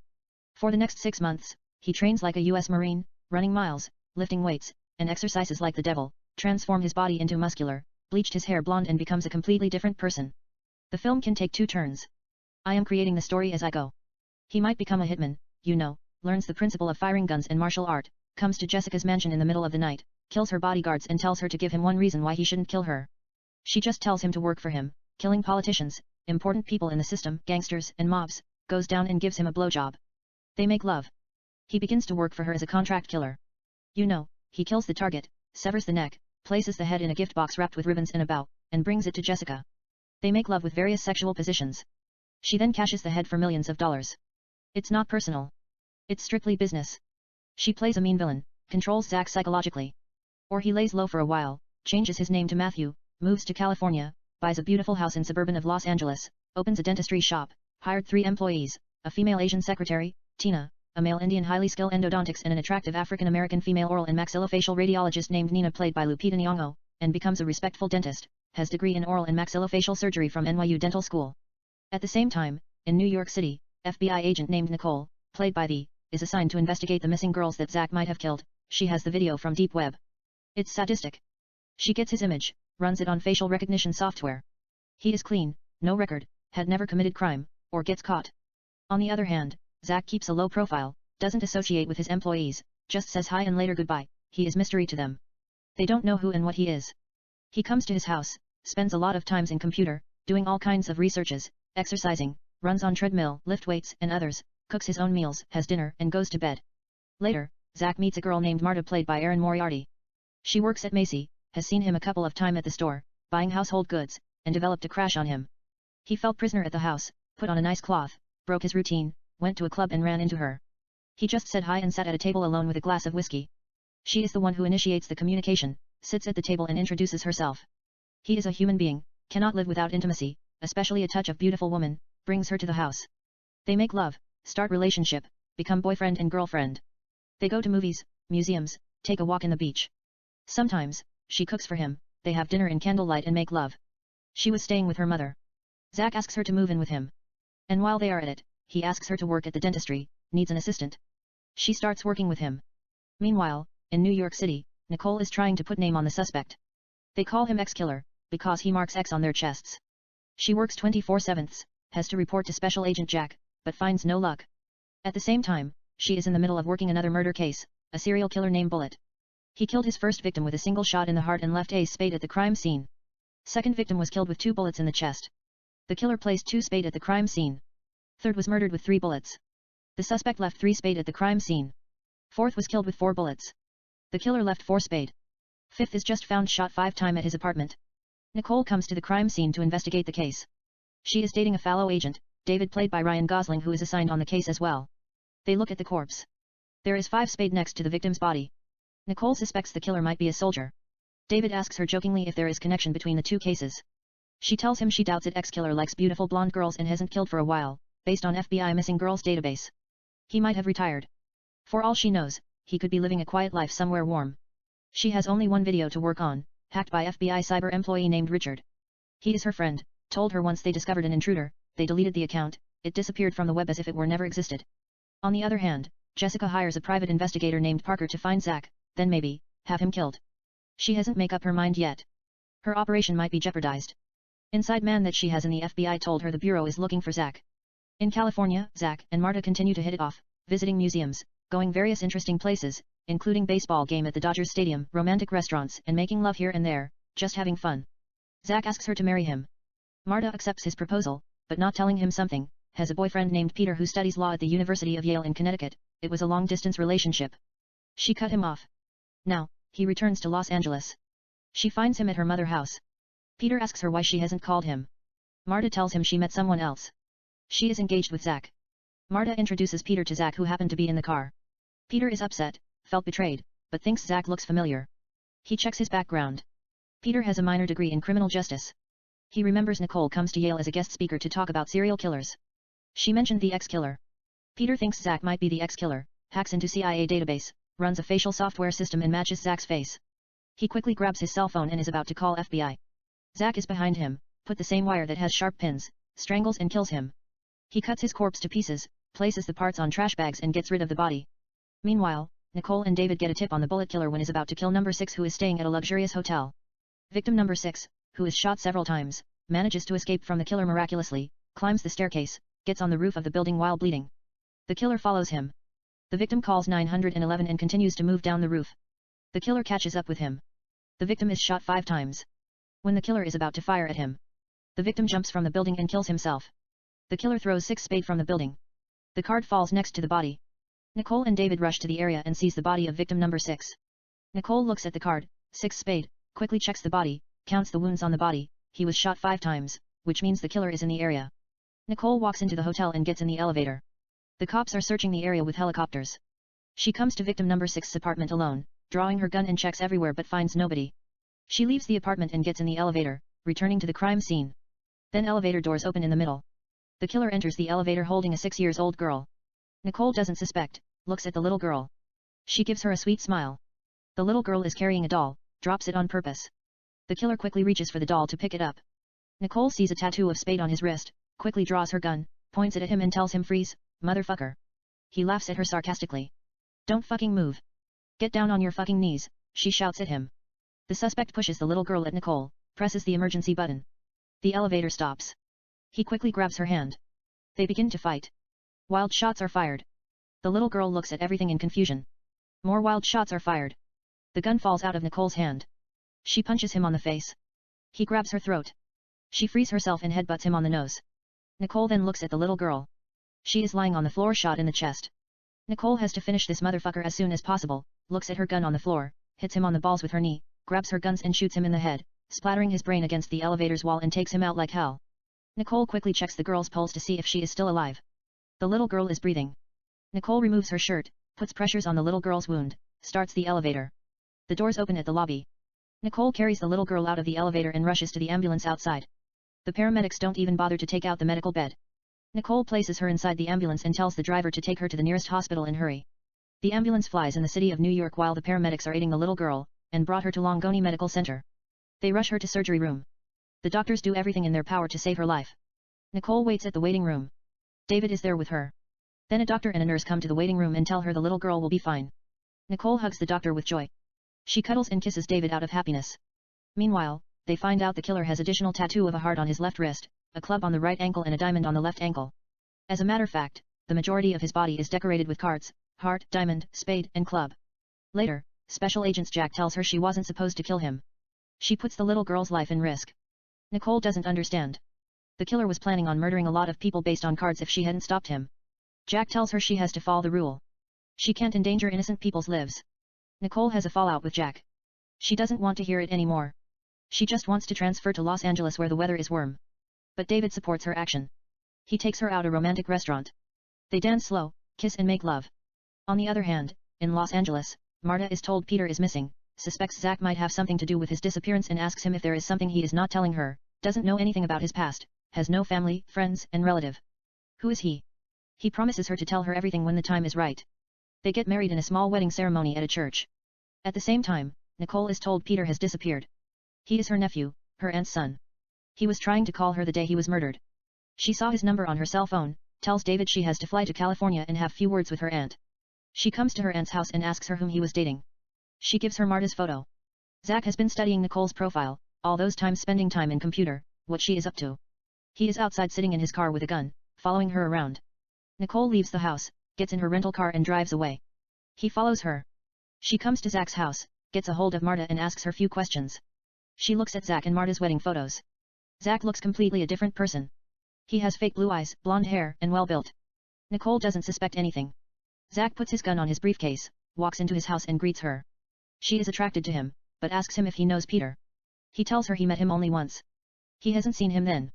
Nicole gives him her card and tells him to give her a contact information and leaves the house. Zach looks at the card. It has her hotel address. Later, Zach gets up in the middle of the night and comes to her hotel. She lets him in, pours him a whiskey. He takes a sip, puts the drink aside, approaches her. She is sitting on the sofa. He plants a soft kiss on her knee, removes her underwear slowly, kisses her thigh, gives her oral pleasure, and they have sex. They go at it with every sexual position. After sex, he tells her he has to go home. She tells him she understands. Zach returns to his house before dawn, comes to the bedroom. Marta is sleeping. Zach gets in the bed without waking her up. Marta asks him in her sleep, where did you go that night, did you kill Peter? She turns around and cuddles him. Zach thinks about killing her, but lets it go. She is just speaking in her sleep. The next morning, they have breakfast. She asks him where he went last night. He tells her he went to the beach running, did a little bit reading on his car about oral and maxillofacial pathology and orthodontics, he is planning on expanding the business. She tells him she is pregnant. He gives her hand. She takes his hand and sits on his lap. He tells her, I love you very much. I won't let anything come between us but the baby. They kiss intimately and make love on the breakfast table. Later, Zach meets Nicole at a motel. They have sex. He gets back to work and does his jobs. Marta suspects something is going on but doesn't know what it is. While they are driving to house, she asks him if he has anything to do with Peter's disappearance. He tells her he doesn't know what she is talking about. She says his eyes are not blue and hair is not blonde. In flashback, we see Marta going through Zach's stuff and finds a disc that contains his childhood video, singing November Rain by Guns N' Roses while playing guitar, must been 15 or 16. He has black hair and brown eyes. We return from flashback. Zach stops his car on the side of the road and tells her he can explain. He was bullied when he was a kid. Then one day, he bleached his hair blonde and the students thought he was one of the coolest kids in the school and stopped bothering him. So, whenever he feels insecure, he bleached his hair blonde, might have helped him to be accepted in college. Later, he was addicted to meth, changed his appearance to blonde and beat his addiction. It was one of the darkest times in his life. Sometimes, blonde brings the best in him. He lied to her. Zach tells her they are having baby, let's just forget it. I will change my hair back to its original color as soon as you give birth to the baby. In the meantime, Nicole finally transfers to California, so she could be close to Zach. Parker follows her and photographs Nicole with Zach as they continue to have affair, runs the photograph on an advanced software facial recognition system and matches his face. Parker gives the information to Jessica. She flies to Los Angeles and waits for him at his house. He comes to the house and finds her wearing S&M outfit that reveals her vagina. Jessica tells him to relax, if she wants him dead, he would have already been on the bottom of the ocean, getting acquainted with a shark's digestive system. She just wants to have a little fun, his wife is at the hospital for checkup, it might take a while. Jessica pays the doctor extra to explain to her the risk of having a baby entirely, all that she wrote. Jessica just needs a couple of spanking and promises him his wife is safe, takes out a cat o' nine tail and asks him to tie her up and spank her vagina. Jessica is a psychopathic killer. If she does not get what she wants, she would have Marta killed in cold blood. Her two bodyguards are sitting in a black car outside. Two goons are keeping eyes on Marta. She shows him via through her cell phone. Zach ties her up, spread her legs in the air, spanks her vagina and fucks the living hell out of her. She puts her dress, pays him $50,000, says to keep his mouth shut. Jessica collects her stuff, kisses him on the lips French and tells him she will see him some other time. At the same time, Marta comes to the house driving, followed by Jessica's goons without her knowledge. Jessica says hi, gets in her BMW and drives away. Marta asks him who she is. She is a business partner, wants to invest on the dentist business that he is running. Marta doesn't feel like asking too much question. She is 4 months pregnant, and her body is going through a major change, and she is hungry, just want to have a snack. Yet instead she makes a pie and order Chinese food. They sit at the dinner table and have dinner. She tells him it is a girl. They talk about what they are going to name the baby. Zach says he doesn't care, just hopes Marta is fine when she gives birth. She says she will name her Mona Lisa. It's after a character, the title role, whom her mother, Melissa, plays and had her first kiss on the play with a boy named Sinclair when she was 13. Her mother is an actress. She never knew her father, he walked away when she was 4. Melissa raised her alone and used to tell her fairy tale that she wrote, once upon a time, there were an angel named Sinclair, fell in love with a beautiful girl named Mona Lisa. She was so beautiful, the most gorgeous mademoiselle in the world, couldn't help but give her a soft kiss on the lips while she was sleeping. He lost his wings and became a human. He started painting and drew only Mona Lisa's face. One day, Mona Lisa ran into him at an open market and fell in love with him at sight. Later, she got sick, Sinclair kisses her lips and heals her pain. He got his wings back and returns to heaven. However, when it got dark at night, he would give her a soft kiss on the lips and lose his wings back. And whenever she got sick, he would give her a soft kiss and heal her. The gods would give him his wings back. He would kiss her lips back when she fell asleep, and lose his wings. Later, she grew up to be the most attractive girl in the world. A prince sees her and asks her to marry him. She agrees to marry him reluctantly. She has seen the angel for a while. The gods punished him for breaking the law. An angel is not supposed to fall in love with a mortal but to guide them to the right way. If they fall in love with human, they become mortal, and their memories will be stripped away as if they have never met the individuals. Sinclair became a warrior. He was the prince's right-hand man. There were a party. Sinclair saw Mona Lisa and asked her to dance. She knew who he was. But he didn't know who she was, but his heart told him she was the most beautiful girl in the universe and couldn't help but plant a soft kiss on her lips. All of a sudden, the memories returned to his soul. He left the palace, assembled his own army, rebels, and confronted the prince. He killed the prince who treated his people unfairly, became a king and marries Mona Lisa. They had 2 daughters and 2 sons and lived happily ever after. Zack tells her that is an interesting story. Note, most of the stories are kept in the film short, 5-line or less. Since this is a book, we get to see the stories. Zack continues to have affair with both Nicole and Jessica who prefers S&M sex. At the same time, he makes sure Marta has the time of her life. He cooks for her, takes her to opera, talks to the baby, kisses her belly. They make spoons. In the meantime, Tina was a dentist. She was doing 2 things at the same time, serving as a secretary and pulling out teeth. And Marta is taking break, going to hospital and staying at home. Zack hires a girl named Angela played by Emma Watson. It doesn't take that long. He finds Angela sitting on the hood of his car at an open lot in the middle of the day while smoking cigarette. She is not wearing underwear, shows him her vagina and asks him to make love to her. He fucks her on the hood of the car. They both reach climax. She goes back to work, later would involve in sexual relationship with her boss. Zack goes to see Jessica at St. John Church. Jessica brings Zack to a luxurious mansion next to the Pacific Ocean, seduces Zack to go back to ex-killer, dressing as a woman. It is a multi-billion-dollar business, she tells him, I know you enjoy it, once you are a killer. You will always be a killer. Or God forbid something might happen to your wife and unborn baby. Jessica gives him a briefcase filled with money, 10 million to start. She has already set up a house, the same beach house they are at, and video cameras. He agrees to do it for the sake of his wife. They have S&M sex. Zack wears a woman outfit, picks up a beautiful college girl at a club, brings her to the house, fucks her while recording the sex in deep web, strangles and kills her with a wire that has sharp pins. He marks X on her chest with a knife, masturbates and comes on her face, cuts her body into pieces, puts the corpse in trash bags and gets rid of it. Zack kills 10 attractive girls the next 6 months while having an affair with Nicole, Angela, and fucking Jessica who is paying him millions for the killings. Yet, when he has sex with Nicole, he makes a beautiful love to her. When he fucks Angela, they usually do cocaine and all kinds of drugs. Angela is addicted to Zack. He likes her. She is super freak, loves sex more than life itself and lets him fuck her every impossible sexual position in Kama Sutra, it's pure pornography. She has amazing energy. Yet he can't get enough of Nicole. He is falling in love with her. She is head over heels in love with him. In the meantime, she is investigating the missing girls case. Beautiful blonde girls have been missing. She suspects ex-killer is responsible for these missing girls, but doesn't suspect Zack has anything to do with their disappearances. Later, Marta gives birth to a healthy baby girl. On the other hand, Nicole puts face and name on the ex-killer. It is Zack. In the meantime, in New York City, David puts face and name on the ex-killer as well and comes to Los Angeles to see Nicole. He shows her the file. It is Zack. Nicole pretends she doesn't know him for the time being. Jessica invites Zack at her new multimillion mansion in Los Angeles. She pays him $50 in cash, opens a brand new whiskey to celebrate the birth of his baby, gives him a blowjob, sprinkles some of the money on the bed and asks him to spank and fuck her. He just bends her and fucks her behind hard. Zack pours the whiskey on her butt, inserts his dick in her butthole and fucks her in the ass, then out of nowhere produce the wire that has sharp pins, strangles and kills her. Zack then marks X on her chest, masturbates and comes on her face. He grabs another whiskey from her private bar at the bedroom, pours the liquor on her corpse while she is lying on the money, sets her body on fire, takes the rest of money, then kills her 4 mean bodyguards and walks away. Zack comes to the hospital and finds his wife lying on the bed dead with her throat cut open bleeding, and the devil holding his newborn baby. That is a joke. It didn't happen, it's a nightmare he has in his head. Marta is fine. She is breastfeeding the baby. Zach comes to the room, kisses his wife on the lips. She gives him the baby. He cradles his daughter, moving up and down. At the same time, Nicole comes to the hospital to arrest him. She stands at the door. Zach knows his time is up. FBI and police are outside. He doesn't even resist arrest, just tells Nicole to give him a couple of minutes, plants a soft kiss on his daughter's lips, returns the baby to Marta, places a necklace around her neck that has a gold key and kisses her lips sweetly. They kiss more intimately. He tells her, "I love you," and exits the room. Nicole would cuff his hands. Marta's eyes fill with tears in a heartbeat. Two pair of tears exit from her eyes, roll down by cheeks, drop on her daughter's lips. She dries her tears and looks at the key. It has the image of Mona Lisa. We cut to Nicole and Zach, who's cuffed behind as she escorts him to unmarked FBI car. The media, TV personality and all kinds of journalists are already in the area, take Zach's pictures in commotion. The police push them aside.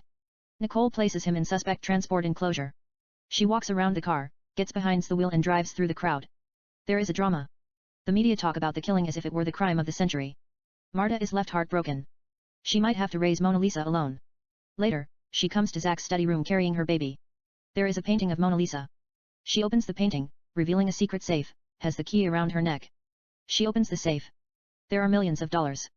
Zach faces trail, sits at the courtroom wearing a suit, looks a little bit like the devil. Amanda, played by Alicia Vikander, defends him. She is cross-examining Nicole. The prosecutor is Samantha, played by Amber Heard. She is attracted to Zach, can't take her eyes off him. He catches her eyes. She gives him a soft, beautiful smile. Zach gives her a wink. Female juries are looking at him with desire as if he had the key to their souls.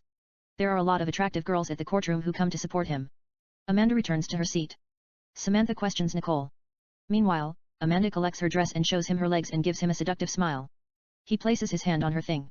In quick flashback, we see Zach fucking Amanda on the table at the interrogation room, inside the prison. We return to Amanda and Zach at the courtroom from the flashback. Zach looks at the court typist, she gives a sweet smile, but acts shy. Let me finish the story before he fucks all of them. They might find him not guilty by reason of insanity or sentence him to death by lethal ejection, or a sniper shoots and kills him. Nonetheless, we find Marta walking in the beach with her daughter, Mona Lisa. The end. Emma, that's an interesting story. I can't wait to play Rachel. You should work on it. Chris, maybe. I might work on it under the title of Mona Lisa. You know, I just put the pieces together to impress you. Emma, I am impressed. Chris and Emma kiss French. Part 84. Chris and Emma kiss more intimately. Then out of nowhere comes a young paparazzi, about 25, to the screen with a camera, approaches Emma and Chris while recording. His name is Brandon. The paparazzi are edited out throughout the film as if they didn't exist. But they are one of the biggest parts of Hollywood. We can't ignore them forever. Los Angeles wouldn't be the entertainment capital city of the world without them. Brandon is an interesting character. He is recording Emma in close-up. He doesn't care about personal space or anything. Emma would have slapped him if she wouldn't have been head over heels in love with Chris. Besides, she wants to let other actresses know Chris is hers. On the other hand, Chris doesn't know how to deal with paparazzi. Yet, everything is art to him. Brandon, is this true you have sex 3 times a day? Emma, no comment. Brandon, what do you mean no comment? Emma, we can't talk about it. Brandon, to Chris, why can't she talk about it? Chris, I don't know. Emma, leave him alone. Brandon, why are you protecting him? Emma, because I love him. Brandon, isn't love grand? Emma, tell me about it. Brandon, they say you are starring in a movie about a serial killer, who kill women, strips their cloth and write lyrics by Rolling Stones on their skins? Emma, who told you that? Brandon, people talk in Hollywood. Emma, they talk a lot, don't they? Brandon, I am told it's like nothing you have ever seen before. What do you have to say about it? Emma, no comment. Brandon, what does that mean, no comment? Emma, I was advised to say no comment whenever paparazzi ask me a question in the park, just give them the best smile and a middle finger. Brandon, who give you that advice? Emma, if I tell you, I have to kill you. Brandon, you are drop dead gorgeous. Emma, you are smart. Why are you wasting your time doing this? Brandon, what do you suggest I should do? Emma, you can always be a cinematographer. Brandon, I will think about it. Emma, what is your name? Brandon, Brandon. Emma, you can write a short and film it yourself. It's not that hard. Brandon, really? Emma, it's a piece of cake. Brandon, what kind of story do you suggest? Emma, it's about a paparazzi, who is obsessed with an actress. She is the object of his affection. One day, he follows her to the canyon, and records her shooting her boyfriend and his mistress, who also happened to be an actress, and leaving the crime scene. Instead of showing the video to the authorities, he keeps it for himself. Brandon, why would he do that for? Emma, I don't know. It's up to you to figure it out. You know, if you turn the video to the cops, They might confiscate your camera and put it in the evidence room till the trial proceeding is over. Or you could sell the video to CNN for $1 million. It's double homicide. Along with your 15 minutes make it a good week. However, you do not go for it. You have heard Gordon Gekko, Michael Douglas, saying greed, for lack of word, is good. You want more out of it. You're not a fool, are you, Brandon? Brandon, no, I am not. He is recording her in close-up. Emma, that's what I thought too. You send the video to her and blackmail her for $10 million. She doesn't want to spend the rest of her life behind bars. She makes that in one film.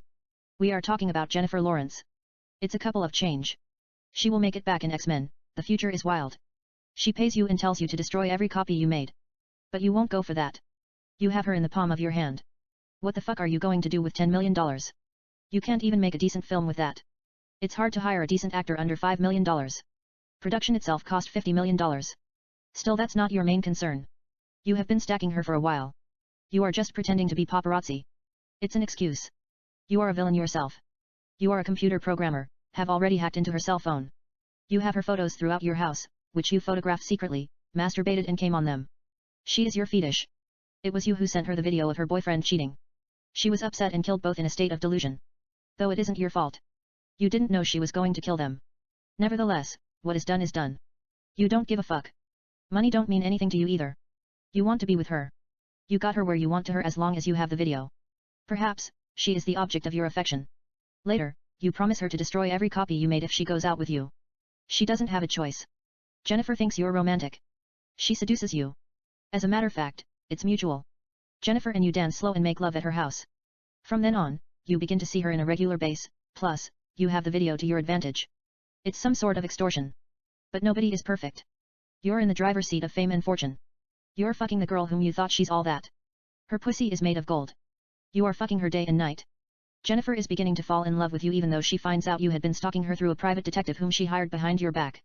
The private detective photographed your house and showed her the photos. That doesn't change anything. She is a cold-blooded killer.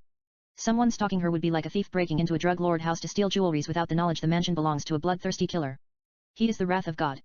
Yet he has mercy on him. He gives him a couple of jewelries and caches, and warns him to watch his back wherever he goes. Jennifer is like the drug lord. She will have you for breakfast if you make the wrong move or not. Yet she just plays it cool. Jennifer finally tells you she's pregnant with your baby. You don't want the mother of your child to spend the rest of her life in prison, do you? Brandon, no, I don't. Emma, you burn the last copy that could send her to prison for the rest of her life. You tell her to leave her trouble behind. She shouldn't worry about anything. You have S&M sex. She cuffs your hand against the bed and continues to fuck you. And when she reaches orgasm, out of nowhere, Jennifer produces a knife and jabs it in your neck like Sharon Stone in Basic Instinct and kills you. She then gets rid of the body. She lied about the baby. It was no baby. Or she has abortion. It doesn't matter. She's been planning on killing you the minute you asked her out day one. She just wanted to make sure you destroyed every copy that you had. She goes back to filming an action movie. That is the end of the story. Brandon, that's a great story. Can I use it? Emma, it's yours. Brandon, thanks. What do you suggest for the title? Emma, flashing lights like Kanye West's song. Brandon, that's perfect. One last question. I'll leave you alone. Is it true? They said, you play a detective, who hunts for a serial killer, who rapes women, kills them sadistically, strips their clothes nude and writes lyrics by the Rolling Stones on their bodies. Emma, it's a lie. Hollywood just loves scandal. Brandon, it would have been creepy if it were lyrics by Bob Dylan. That's all. Have fun, sweetheart. Emma, bye. Brandon, bye. He walks away. Chris, that was a good story. Flashing lights. Emma, I just created it as I went. I become like you. She puts her arms around him. They kiss intimately. Emma, I want you to make it a feature film instead of short. I like the idea he is stalking Jennifer. It occurred to me in the middle of the story. You know, like conspiracy theory starting Julia Roberts and Mel Gibson. He has been following her for a while. He even puts video of Jennifer in YouTube. We can exaggerate few things here and there if it's necessary. He has a necked picture of Jennifer throughout his bedroom. Sometimes, he masturbates and comes on her photos. Yet the table turn around when she killed her boyfriend and his mistress. She has to play by his rule. He doesn't control her, but lets her know he has multiple copies of the video. She offers him millions for the video. He doesn't care about money. He is a rich kid. Every time they make love he burns one video. I will let you build story around it. Chris, suppose Jennifer falls in love with him. He is a talented cinematographer. They make love. He is not a bad guy. Let's call him Jack. He adores her. You know, Jack records her in close-up. We see her natural beauty throughout the movie, just focus on her face. It's intimate. We also take advantage of cinematography. He makes love to her while recording her in extreme close-up. We hear her heartbeat and breathing as she reaches orgasm. Her smiles, her tears, sleeping in beauty, are shot in close-up raw. She falls in love with him despite the fact he is taking advantage of her. I had the picture in my head. But still I'll go with your story about murder, and come up with something spellbinding for you. The best cinematography ever done in film. I will create a story that capture your supernatural beauty in close-up from beginning to end. Emma, I can't wait. They exchange soft kisses. Chris, your sparkling eyes, mouth-watering lips, and mesmeric face will dominate the screen. You know, Martin Scorsese said, in A Personal Journey with Martin Scorsese, John Cassavetes' films were epics of human soul. He then went on to say, they once asked John Ford, Cassavetes' collaborator, what can we shoot? Ford replies. The most interesting and exciting thing in the whole world, a human face. It's more to it. But we pay homage to Cassavetes and Ford. We might also want to toy with the idea, like a cigarette smoke exiting out of your lips in slow motion. Maybe in reverse. You know, you don't want Judge Dredd outside your doorstep saying I am the law. Instead we do it in rewind, and cut to, we let it exit in your nostril. But still Dredd or no Dredd. We will take full advantage of slow motion throughout the film. It's a love story. It's going to be a lot of sex. We will borrow every trick in cinematography. At time, it might feel like a professional pornography. But it's done enchantingly with tenderness and pure love. It gives you out-of-body experience. We're going to take cinematography to the next level. Emma, you just gave me orgasm. I love cinematography. They kiss French. Emma, I am turned on. Joking, I want porn. They exchange soft kisses. Chris, humorously what kind of porn? Emma, I don't care, anything. They exchange soft kisses. Chris, humorously let me see. It's a story about a scientist, who loses his wife after she has a sudden heart attack at young age. He then brings her back to life with electricity. Or scientific experiment like Victor Frankenstein. But she is not the same person. She becomes nymphomaniac. Her sexual craving skyrockets like the sin in hell. She wants to have sex day and night. He invents a sex drug to match her sexual mania. They make love till their hearts stop beating. They exchange soft kiss. Emma, you have to have a twist. Forget science. Suppose she has a sudden heart attack. Victor takes her to a witch. The witch kills a cat, sprinkles the cat's blood on her naked body, rubs it on her skin and restores her life magically in devil ritual. Yet, she is not the same person like you said. She becomes hypersexual and begins to fuck every person she meets. She sucks their dicks. They come on her tits. She swallows their cums. Sometimes, she fucks 3-4 guys at the same time. She prefers models. They fuck her in the ass. Basically, it's pornography. But it's a well-scripted story. Victor follows her around and records her in act. It's titled Catwoman. Chris, I can't believe what you are telling me. Emma, humorously I am fucking with you. I just want to get even with you for saying you are going to have sex with Maxim Hot 100 world's most beautiful women in the world earlier. But I will take back what I just said. You know, I thought it'd make a nice dialogue in a movie. It's for a future reference. You tell the audience something they've never seen coming. But you would not do it, unless your life depends on it. You let them use their imaginations what it would be like, and make them wonder. Let them create the movie in their heads, and it has to be in their own free time. However, you always have to remain in character. That's why I added unless your life depends on it. They exchange soft kiss. Chris, you got me for seconds. I won't lie to you. I was envisioning all of that. You know, has she lost her mind? Maybe, she was just fucking with me, especially the orgy part. But somehow, I found myself in all of them as if they were quantum copies of me. You know, I just blocked the image from my head, created 4-5 copies of myself and envisioned making beautiful love to you. Chris plants a soft kiss on Emma's lips. Chris, one braiding your hair. The second caressing your neck. The third giving you oral pleasure. The fourth painting your toenails various colors, blue, red, white, green, orange, yellow and others. And me kissing you lips till I am out of breath. They exchange soft kisses. Emma, you can't be that romantic. It's not fair. Chris, humorously I can't help it. They kiss more intimately. Emma, I have a story to tell you. Chris, what's it? They exchange soft kisses. Emma, it's a little bit based on wild things. A story about a girl named Megan, who seduces a young man named Noah to kill her stepmother Amanda and steal her money. Instead Amanda seduced Noah to fake her death and blame her stepdaughter for her death in order to extract revenge for her daughter, Loretta, whom Megan killed after she caught her having sex with her father Travis. Amanda then killed Travis for sleeping with her daughter Loretta. There is a bad blood between them. Noah doesn't know what to do. He can't make up his mind. He is sleeping with both. Then comes Noah's ex-girlfriend, Nicole, to the picture. It's Megan, who contacted her. They seduce Noah. They have steamy threesome. He agrees to kill Amanda. However, Amanda takes him to a trip and introduces him to her sister Naomi and her beautiful daughter Veronica. Noah falls in love with Veronica at sight. Amanda can easily be mistaken with a teenager. She looks gorgeous. Amanda and Veronica seduce Noah. They have threesome as well. Noah agrees to fake Amanda's death. Later, Naomi tells Noah Veronica is Amanda's daughter. He's fucking mother and daughter. Noah asks Amanda if it is true. She tells him it's true. Amanda was 16 when she gave birth to Veronica, and had to give her away in order to finish school. She then married Brad, and gave birth to Loretta. Later, Amanda and Brad divorce. She married Travis. He fucked her daughter. Megan, Travis's daughter, killed Loretta. She killed Travis to even up the score. However, Veronica doesn't know Amanda is her mother. Amanda is sleeping with her daughter to make up for giving her away. It is sick. In the meantime, Amanda tells Noah her sister, Naomi, is dying with cancer. She wants him to kill Naomi. Not only fake her death, but also blame Megan as well. Noah kills Naomi and fake Amanda's death. Megan is arrested for the killing. The judge sentences her to death. She is executed. Later, Noah married Veronica. At the same time, he finds out the truth. Amanda was having sex with Megan. Loretta saw them and told her stepfather. Travis said he knew about it. He began to have affair with Loretta. She then got pregnant. Travis told her to have abortion. But Loretta refused to have abortion. Travis then seduces his own daughter. They had sex. He told her to kill Loretta. She poisoned and killed her and made it look like suicide. Later, Amanda caught Megan and Travis having sex. She was in love with Megan, felt betrayed, was going to kill Megan, but instead killed Travis by accident. Megan had always kept alcohols in her drawer. Amanda knew about it. She placed poison in it. One night, Travis had sex with Megan. She then went to the bathroom to take a leak. Travis opened his daughter's drawer, saw the whiskey and took a sip. When Megan returned to the bedroom, she found him lying on the floor dead. There is the whiskey bottle next to his dead naked body. Amanda confesses everything to Noah at the wedding as she dances with her son-in-law.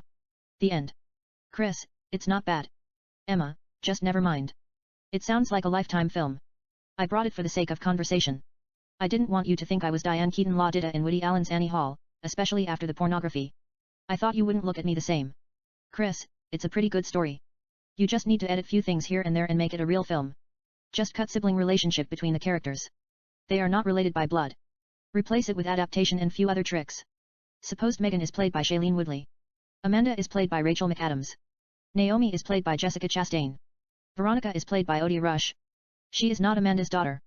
Naomi adapted her. Amanda is her aunt. But there is no blood relationship. In the meantime, Megan is not really Travis' daughter. She is his ex-wife daughter from first marriage like Lolita by Vladimir Nabokov. Just like that, you get an Academy Award film. Emma, that's brilliant. But are you going to help me write it? Chris, sure. Emma, I might want to play Megan. Chris, I swear I was going to say you should play Megan. But she gets executed in the end. Emma, it's movie. I don't care if I die or live. Chris, she should just go to prison. Emma, it doesn't matter. I still feel bad about the pornography. I can't believe that kind of things came out of my mouth. Chris, it's not a big deal. Suppose there are two movie theaters. One is a regular theater. The other is a porn theater. They are side by side. A lot of people might stand on a line to see a film Annie Hall starring Woody Allen and Diana Keaton. When it's over and the light turns on, there would be no soul in the theater. They have sneaked into the porn. As a filmmaker, if you make a motion picture better than a porn, it's a big accomplishment. It's not because it's hard to make a porn.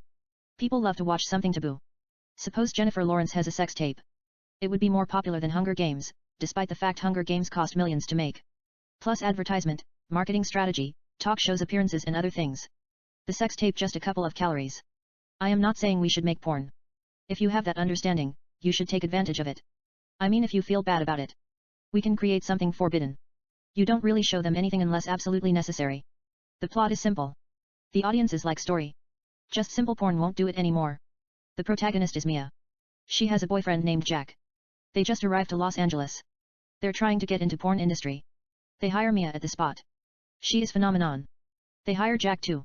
But he tells them he wants to be behind the camera as well. Jack convinces James, who produces porn films, to give him more money. He has an interesting idea. Just take popular movies like Fight Club, Forrest Gump, Memento, American Beauty, Eternal Sunshine of the Spotless Mind and others, get people, who looks like the actors, and duplicate the set, makeups, clothes and the background. They then have sex. That's it. James thinks it's a brilliant idea. They make a killing. Mia stars in most of the porn films. She wins all kinds of porn awards. However, Mia wants to be taken seriously. She is a talented actress. She thought the porn was going to get her into a show business. But she finds out it's not true. Mia auditions for a couple of movies. But they look at her background and turns her down despite the fact she gives amazing auditions. The casting directors come up with all kinds of excuses. In the meantime, Mia become more and more popular in the porn industry due to her acting skill. Even though it's a porn, they have to memorize dialogue. They must match the performance of the stars in the film they are copying, and act out some original works written by Jack. The porn production is run by James. He pours millions to make adult films. He changes how porn is made forever. Yet, they all wants to watch Mia. She is the star. They don't care about the dialogue. She is the most beautiful girl in the world. In the meantime, Mia gets sucked into porn world. She begins to abuse drugs, drink alcohols, get drunk, drive recklessly and get in accidents. This audio file was created by Panopreader Basic. You can download it at www.panopreader.com. Sometimes, she spends nights at jail. Mia becomes a tabloid sensation. As far as paparazzi are concerned, she is one of the biggest celebrities in the entertainment worldwide. She has appeared on the covers of Esquire and Playboy. She is regular in Star, OK, Us Weekly and others. Her demons take a hold of her soul. She loses a sight of her dream. Yet she quickly collects herself, doesn't want to let herself down, even though some of the porn Mia and Jack has made are as good as movies if not better, she wants to be taken earnestly as an actress and win Oscar. That is her dream. Mia writes a script titled Mia and shows it to Jack. He thinks it is one of the best scripts he has ever read. It's basically her bio. Yet she puts spin on it. Mia adds shooting scenes, drugs, and gangsters. There are real sex scenes here and there. That's not a secret. Mia stars and produces the film. Jack directs it. James serves as executive producer. Mia is nominated for Oscar in the Best Actress category. Everybody talks about her performance. The critics say it's one of the best performances ever. Mia sweeps all the awards, and eventually wins Academy Award. She's the first porn star to do so. Then all of a sudden, Mia becomes one of most sought actresses in Hollywood. Mia and Jack change how love scene is shot. They show real penetrations. Rapidly, everybody copies their style. Audiences don't watch movies if there is no penetration scene. It's like in the silent film era. Suddenly, they came up with sound pictures. People stop watching silent films. It's an example. Nevertheless, theaters begin to show X-rated movies. Mia is one of the biggest star. The movie ends with Mia singing American national anthem at the Dodgers Stadium. I am kidding. It ends with Mia and Jack having real sex in the shore while the wave crashing on their bodies. That's a joke as well. It ends with Mia and Jack sailing on the Pacific Ocean in the sunset. Emma, that's a good story. Chris, no, it's not. It's based on Boogie Nights and Nymphomaniac. Emma, I wanted to play Mia. Chris, you cannot be serious. Emma, serious as a cardiovascular disease. They exchange soft kisses. Chris, you don't want to do it. Emma, what do you mean I don't want to do it? They exchange soft kisses. Chris, I don't want to see someone turning Back to the Future into porn. I mean there is nothing wrong with pornography. Like you said, I thought it made an interesting dialogue. Where are we going to? We don't need roads. We are going to change cinema forever. They exchange soft kisses. Emma, French kiss make the best dialogue. Chris, tell me about it. They kiss French. Emma, I like the music video, Somebody Is Watching Me. Toward the end, there is a rope scene. I like how Jonathan fucked me while my body is twisted and all, and my hands and legs tied up in BDSM. It's erotic. I watched Don't Breathe starring Jane Levy the other day. There is a scene the bad guy played by Stephen Lang tied Jane with wire and chain. He cut her pants with a knife, and was about to insert a tube in her vagina that has semen, and impregnate her. She went nut. I swear I saw myself in her place. Nonetheless, I won't lie to you, it kind of turned me on how he tied her up. Can you write a movie script based on S&M under the title of BDSM? I want you to tie me up every possible erotic way, spank my vagina and fuck me till my pubic hair fall off. I want to do a movie where I don't go every film festival, talk about it as if I had found cure for cancer and be nice to everybody like a teenager who just lost her virginity. You know, I went to hell to advertise this new movie I just did, Dreamland. I just want to get it out of my system, everything. I need something strong. Not pornography, maybe it's porn but done tastefully. We will focus on the story. I want to play Angelina. She is a model, nymphomaniac. She involves with a photographer named Jonathan who photographs her while she is tied up in BDSM, and fucks her with all kinds of sexual positions. Chris, are you sure? I mean that's porn. Emma, you can put a spin on it. You are a writer, aren't you? Chris, I don't know, I wrote you one of the best action movies ever, Killer Instinct based on Jason Bourne films. Sean says he is going to direct it. He said you agreed to do it. Emma, he called me. I agreed reluctantly. He promised me to produce Rogue Louts that you wrote, about a convict named Lewis who comes out of carbon freezing something after 100 years to take part in an experiment on dreams. He then involved with a girl named Emily. I read the script. Chris, I forget about it. Emma, it's one of the sexiest screenplays I have ever read. Chris, thanks. Emma, anyhow, suppose Bill Gates goes around the world and talks about the latest application that Microsoftware put out in the market and people asking him for autography and photographing him everywhere he goes, how does he feel about it? Chris, I don't know, but I am pretty much sure, if you write a software that allows people to interact in holography, people would ask you a lot of questions, not because of the software, but you are the most enchanting girl in the world. She smiles in beauty. Emma, whatever. Maybe that is a bad analogy. But I want to do something daring that I don't have to say anything about and move on the next chapter of my career. I love making movies more than life itself. But sometimes, I swear talking about a film consumes your time and energy more than making the actual film itself. Humorously, at least, people wouldn't have to be nice to me, if I act bitchy like Mila Kunis. You know, they will understand what I have to go through to get that scene, getting fucked by two guys while my body twisted, folded and my legs and arms tied over my leg with a rope and you photographing me. Chris, I don't have the heart to do that. They exchange soft kisses. Emma, so, write me a story. Chris, what kind of story? Emma, anything that is sexual under the title of BDSM. Chris, what about, instead of photographer, Jonathan is a sex guru, he has written a couple of sex books about how to achieve sexual climax, you know the same books that you find at Barnes and novels that talks about various sexual positions. He then meets you and falls in love with your eyes. Yet, you put the idea of BDSM and S&M sex in his head and change how he sees sex forever. Emma, why are you going soft all of a sudden? Chris, what do you mean? Emma, I like how you brought sex guru. However, I want Jonathan to take control. It's his idea. He picks Angelina for the sole purpose of the art. Chris, if you say so. Jonathan is a mean son of a bitch. One day, he sees you at fashion show walking on a catwalk. Even though you are 5'6". You stole the show from the rest of supermodels, all eyes are on you.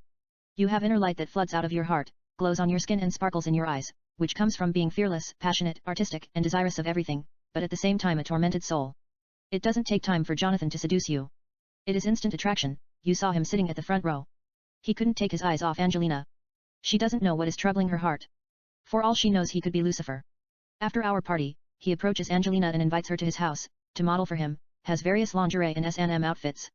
She agrees to check them out. Later that night, at Jonathan's house, Angelina puts various S&M outfits and models for him. He does photography as a hobby, takes a couple of breathtaking photos of Angelina. Jonathan then ties Angelina up in BDSM and make love to her while recording the sex with a video camera. Next morning, he makes her breakfast, pancakes, scrambled eggs, biscuits and orange juice. They have breakfast. Jonathan then asks her to model for him, wants to make her a star. He thinks she is special. Angelina knows what he is talking about. She agrees to model for him. He gives her a contract to sign. Angelina gets up, goes to the bathroom, removes the razor blade from his shaving blade, returns to the breakfast room, cuts the skin right next to her vagina with the razor blade, takes the blood with her finger and places her fingerprint on the contract without reading. Emma, she tells him she wants to start right away. Chris, sure. He has two assistants Amber and Michelle. He introduces Angelina to them. Amber pulls Angelina's hair, kisses her lips French and injects her in the neck with a drug. Angelina falls unconscious. When she wakes up, she finds herself tied up in the air naked, one of her legs knotted to both of her legs around her neck sexually at Jonathan's studio. Jonathan comes without a single drop of clothes, pulls her head and enters her behind. Emma, say fucks her behind. Chris, he fucks her behind. Michelle videotapes the sex. Amber photographs them. Angelina wants Jonathan to keep going. She is enjoying it. But he stops halfway, gives the girls a nod. They put their cameras aside, loosen Angelina, bring her to the floor, put her legs over her neck and ties them with ropes. Angelina is amazingly flexible. They then tie her hands behind with a chain. Her vagina is facing the sky like daylight. Jonathan then gives the girls a nod. They stand aside. He puts a robe around Angelina's neck, and begins to fuck her deliciously. The girls grab their cameras, record, and photograph the sex. Jonathan would fuck Angelina with all kinds of sexual positions while she is tied up in BDSM, various methods. Amber and Michelle record and photograph the sex. Jonathan then writes the sex book titled Erotica featuring Angelina. The book comes with video. It quickly becomes the fastest-selling sex book ever, tops Madonna's Sex. It's #1 New York bestseller list. Basically, the film starts out softcore, later becomes hardcore, XXX. Emma, what do you mean hardcore, XXX, what do you exactly have in mind? Chris, I am creating the story as I go. You put the idea inside my head. Emma, you said XXX. Chris, not XXX, you meet his ex-girlfriend Sydney played by Erin Moriarty. Jonathan has a secret that he is not telling you. He almost killed Sydney in one of his sex art, masterpiece, never publishes it. Emma, what is it? Chris, he tied Sydney with a unique barbed wire instead of robes and fucks her sadistically while she is bleeding. She lost a lot of blood and almost dies. He rushed her to hospital. The doctors gave Sydney blood transfusion and saved her life. He locked the video in his safe. That's why he hired Amber and Michelle to assist him, nodding girls. Jonathan doesn't trust himself anymore. However, Angelina steals the key, sees the video and gets turned on by the sex. It's nothing like she has ever seen in her life. As a matter of fact, Angelina watches it while fingering herself, stimulating her clitoris, then puts the video where she finds it, and pretends to be a good girl. Later, she asks Jonathan to tie her up with barbed wire and fuck her. But Jonathan doesn't want to do that to her. He is falling head over heels in love with her. She interrupts him. Emma, can I make a suggestion? Chris, it's your movie. You can do whatever you want to do with it. I am just helping you putting the pieces together. Emma, Sydney didn't make it. Jonathan has a dark secret. He strangled and killed Sydney with a barbed wire while fucking her sadistically. He then cut her body to pieces and got rid of it. Yet, Angelina is turned on by the video. She watched it while stimulating her clitoris with a vibrator, inserting it in her vagina, hardcore, XXX. She is nymphomaniac, doesn't keep him guess, buys this unique barbed wire thing online and places it on their bed with the videotape. Angelina tells him not only did she want him to tie her up with the barbed wire and fuck her, but also wants him to write the best sex book ever, opens his pant, gives him a blowjob and swallows his cum. Chris, are you sure? Emma, I just want to get rid of the media, paparazzi, and screaming fans' images out of my mind and move on the next phase of my career. I swear I had a dream giving interview about me singing in the rain with Gene Kelly. Chris, you are going to win Oscar. Emma, I don't care. I didn't like the cinematography. It didn't come out right. Chris, I thought it was okay. Emma, it's not like Birdman. I look like a total different person. Chris, no, you don't. You look gorgeous. Emma, I won't lie to you. I enjoyed making the film. I gave everything I had. But there is something wrong with me. Suppose there are 10 critics. 9 of them said she gave an amazing performance. And if one said she did terrible, I couldn't get rid of that one person out of my mind. Chris, it's human nature. Our brains love to play tricks on us, so we could push ourselves and get lost in the moment. You gave an amazing performance. It is one of the best movies of the year. Emma, that's not it. In the set of Birdman, I felt this sexual energy that I couldn't explain. I just let it go, felt free. In Dreamland, I had the time of my life. But I didn't like the cinematography and the camera he used. It didn't come out the way I pictured it in my head. Half of time, I was saying that is not me. Chris, you look breathtaking. Emma, let's just make it XXX, seductively, it is dialogue. You tell them what they want to hear, but you don't do it unless your life depends on it. Chris, okay. But let me keep out of Aaron out of it. I am beginning to fall in love with her. I don't want to kill her and cut her body to pieces. Instead we will use an unknown actress. Nonetheless, Jonathan ties Angelina up with barbed wire in BDMS and fucks her sadistically with various sexual positions while she is bleeding till he runs out of semen. Meanwhile, he introduces her a girl named Natalie played by Alicia Vikander, original camera woman, who witnesses the death of Sydney. She gets behind the camera and photograph Angelina and Jonathan engaging in spellbinding bandage and S&M sex featuring barbed wire. However, unlike Michelle and Amber, Natalie is his crime partner. Even though she is an accomplished photographer, Natalie likes to get dirty, involves with the subject directly. She was Jonathan's first wife. But they are both fire, desires of everything. If they are left alone in a house for 1 minute, they set the building on fire. Natalie is nude. She is only wearing seductive red Victoria's Secret underwear that reveals her vagina, puts the camera aside, drops her underwear, grabs a remote control and presses a button. The barbed wire pulls Angelina, lifts her in the air. Natalie approaches Jonathan. They kiss French temptingly while Angelina watches them tied up in the air. Natalie caresses Jonathan's body with her lips, slowly goes down, gives him a blowjob. The pins on the wire are pierced deep in Angelina's skin.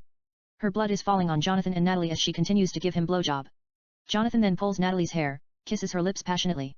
They go down on the mattress, Jonathan gets between Natalie's legs, places her left leg on his shoulder and fucks her with amazing speed as Angelina's blood drops on their bodies. He hits it salaciously till his penis melt inside her pussy. Angelina continues to watch them tied up above while her blood raining on their bodies. Jonathan then kisses Natalie's lips, comes inside her and lies on his back out of breath exhausted. He presses a button on the remote control. Angelina drops from the skies and falls between them. Natalie gets on top of Angelina, kisses her lips, caresses her necks, licks her breasts, sucks the bloods from her wounds, goes down and begins to give her oral pleasure. Angelina is dying with sexual pleasure. She is sensitive the slightest touch, reaches multiple orgasms. Natalie comes to Angelina's lips. They kiss intimately. Angelina is on the bottom, rolls over, gets on top of Natalie and fingers her. She then gives Jonathan a hand job who is lying next to them out of breath, kisses his lips, gets on top of him, rubs her vagina against his penis without penetration. She then caresses his body with soft kisses, goes down and gives him a blowjob. Jonathan then takes a powerful sex pill, gets it rock solid, pulls her hair, gets her on the bottom and enters her lusciously while kissing her lips French. It's erotic sex. Despite the fact she has lost a lot blood, she lets Jonathan to take her to the promised lands. He fucks her enchantingly, caressing her neck. She wonders if Jonathan is a messiah or the devil, she has never felt so much pleasure in life, scratches Jonathan's body with her nails as she reaches multiple orgasm. Yet she is going for more, slaps his butt to pick up the pace, saying faster, harder while making all kinds of sexual sounds. Then all of a sudden, the drug kicks. Jonathan lifts her right leg, places it on his shoulder and hits it enthrallingly. We have never seen anyone fucking a person with such speed and passion. He is entering her 3 times per second. He destroys the pussy. Angelina is feeling the love at the core her heart, her soul catches on fire. It's burning her. She doesn't know how he is doing it, each penetration is sending electricity to depth of her essence, her legs and arms are shaking with multiple orgasm and mean sexual climax. Natalie gets up and photographs them. Later, Jonathan writes the sex books and publishes it under the title of Barbed Love. The book consists of various erotic photos of Angelina tied with barbed wire. It becomes international bestseller. I will think something forbidden, add few twists here and there and work on under Barbed Love. I am kind of run out of idea. Emma, it's pretty much done, only details, I like each penetration is sending electricity to depth of her essence. I can't wait to do it. You are fucking genius. They kiss French. Chris, I doubt it. I think I am possessed by sex demons. Emma, tell me about it. They exchange soft kisses. Chris, I saw The Conjuring 2, might write a movie about a young girl named Cassandra 16, maybe, played by Chloe Grace Moretz, who is possessed by a demon in New York City. She hosts 33 demons, manifesting in her soul. Cassandra has always been told she has a gift to communicate with spirits since she was a kid. First, they think they are ghosts, using her to communicate with their loved ones and bring closure whatever it is. But they are only smoke and mirrors. Dark forces beyond the dead are using Cassandra to unleash the gate of hell on humanity through her soul and destroy all God's creatures. A priest named Sebastian is assigned to cast out the demons by the Vatican. He comes to New York City, begins to cast them out one by one. The last one is the most powerful. It says he is Jesus Christ and won't leave her alone. No one can cast it out. There is a twist, the 32 demons that they cast out are one spirit. It is Jesus Christ, false Messiah. It is Quantum Freak. It exists in multiple forms and has been toying with them, pretending to be various characters and faking departures. However, it has an agenda, to bring darkness to humankind and end civilization. Emma, that sounds interesting. Chris, I don't know what it's about. I only have the image of Chloe portraying 33 different characters and, humorously, winning Oscar. She is one of the most underrated actresses in Hollywood. They look at her. She acts tough. They give her a gun and tell her to blow off brains that have stopped functioning accordingly, send a couple of bad guys to hell. I mean I have used her to exorcise my demons as well, here and there. But she is an amazing actress. I might work on it under the title of Possessed when I get free time. Emma, I want to play 33 different characters. It is every actress's dream to portray more than one character in a movie. Chris, I'll think something. Emma, Cassandra doesn't have to be 16, does she? Chris, no. It's subconscious mind. It hasn't put the pieces together yet. You know, if we watch the Exorcist films, the girls are young, between the age of 8 to 12. I upgraded it to 16. The first 2 actresses who came to my mind are Chloe Grace Moretz and Elle Fanning. But Elle looks 12. Chloe can pass the age between 15 to 23 and is capable of handling 33 demons, acts sad, upset, ferocious, sentimental, vicious, etc. But once I get the picture, I can push her age to 23. Then let the chips fall where they may. Emma, what is the story about? Chris, I don't have the slightest idea. First, I have to create 33 interesting characters that are going to manifest in Cassandra's soul. But that won't be a problem. Once I get Cassandra's state of mind, I will build characters around her. Suppose you play Cassandra 23, you can pass the age between 17 to 32 with makeup here and there, attended college and just graduated with psychology degree at NYU. But there are not a lot of jobs with associate degree in psychology. Teaching elementary school, social service clerk, mental health technician. You might have to go back to school and get master or PhD if you want to pursue a decent profession. Besides, you studied on the spiritual aspect of psychology, has already written paper on voodoo and spirit worlds for your master thesis. However, there is something bothering you inside your head. You start hearing voices. You don't know what it is, except you are taught in college they are auditory hallucination, or perhaps paranoid schizophrenia. You have written paper on them as external forces. The truth is you have heard them since you were a little girl, some of them are kind. Some of them are horrifying. That's why you choose to study psychology in the first place and get a better understanding of these callous forces. You come to conclusion they are malicious dark forces that manifest in the subconscious of human mind and prey on evil thoughts. They have the power to manipulate your minds, cause you great deal of discomfort and influences your action. However, that is the tip of the iceberg. You have no idea what you are dealing with. Let me switch it to Cassandra. The forces have slaved her soul as long as she remembers. Her mother Marissa is a physiatrist. Her father James is a neurologist. However, they got divorced when Cassandra was 5. Her father caught her mother having sex with a client. He just walked away, gave Marissa full custody of Cassandra and moves to Los Angeles and started a new family. She has 3 stepsisters from a different mother. She visits her father in the West Coast once in a while. Her mother remains single, makes a decent living through the psychiatry. They live in the heart of Manhattan. Most of her clients are celebrities, Broadway actors, aristocrats, and others. Cassandra even has thought about becoming an actress, but wants to understand the forces that are controlling her mind. They had driven her crazy when she was in high school. She stabbed a girl, who was picking on her, in the breast with a pen and gets kicked out of the school. Emma, it's like Eric. Chris, something like that. But Cassandra had gotten in numerous troubles, did a lot of bad things influenced by the evil forces. I will make something. Let's work on how she got possessed by these evil forces. Her mother used to practice the devil worship rituals and Satanism. She worshipped Satan when she was young, before she gave birth to Cassandra. In one of the practice, she had sex with the head priest, which her husband James had no clue about her involvement in a satanic sacramental. Her father might be the devil who took the head priest body and impregnated her mother. That part is not clear. Nonetheless, Cassandra is possessed by spirits beyond this world. She begins to see things that are not around. Then one day, Cassandra is walking on the street of New York City while it's raining. There are lightning and storm. Cassandra doesn't mind the rain.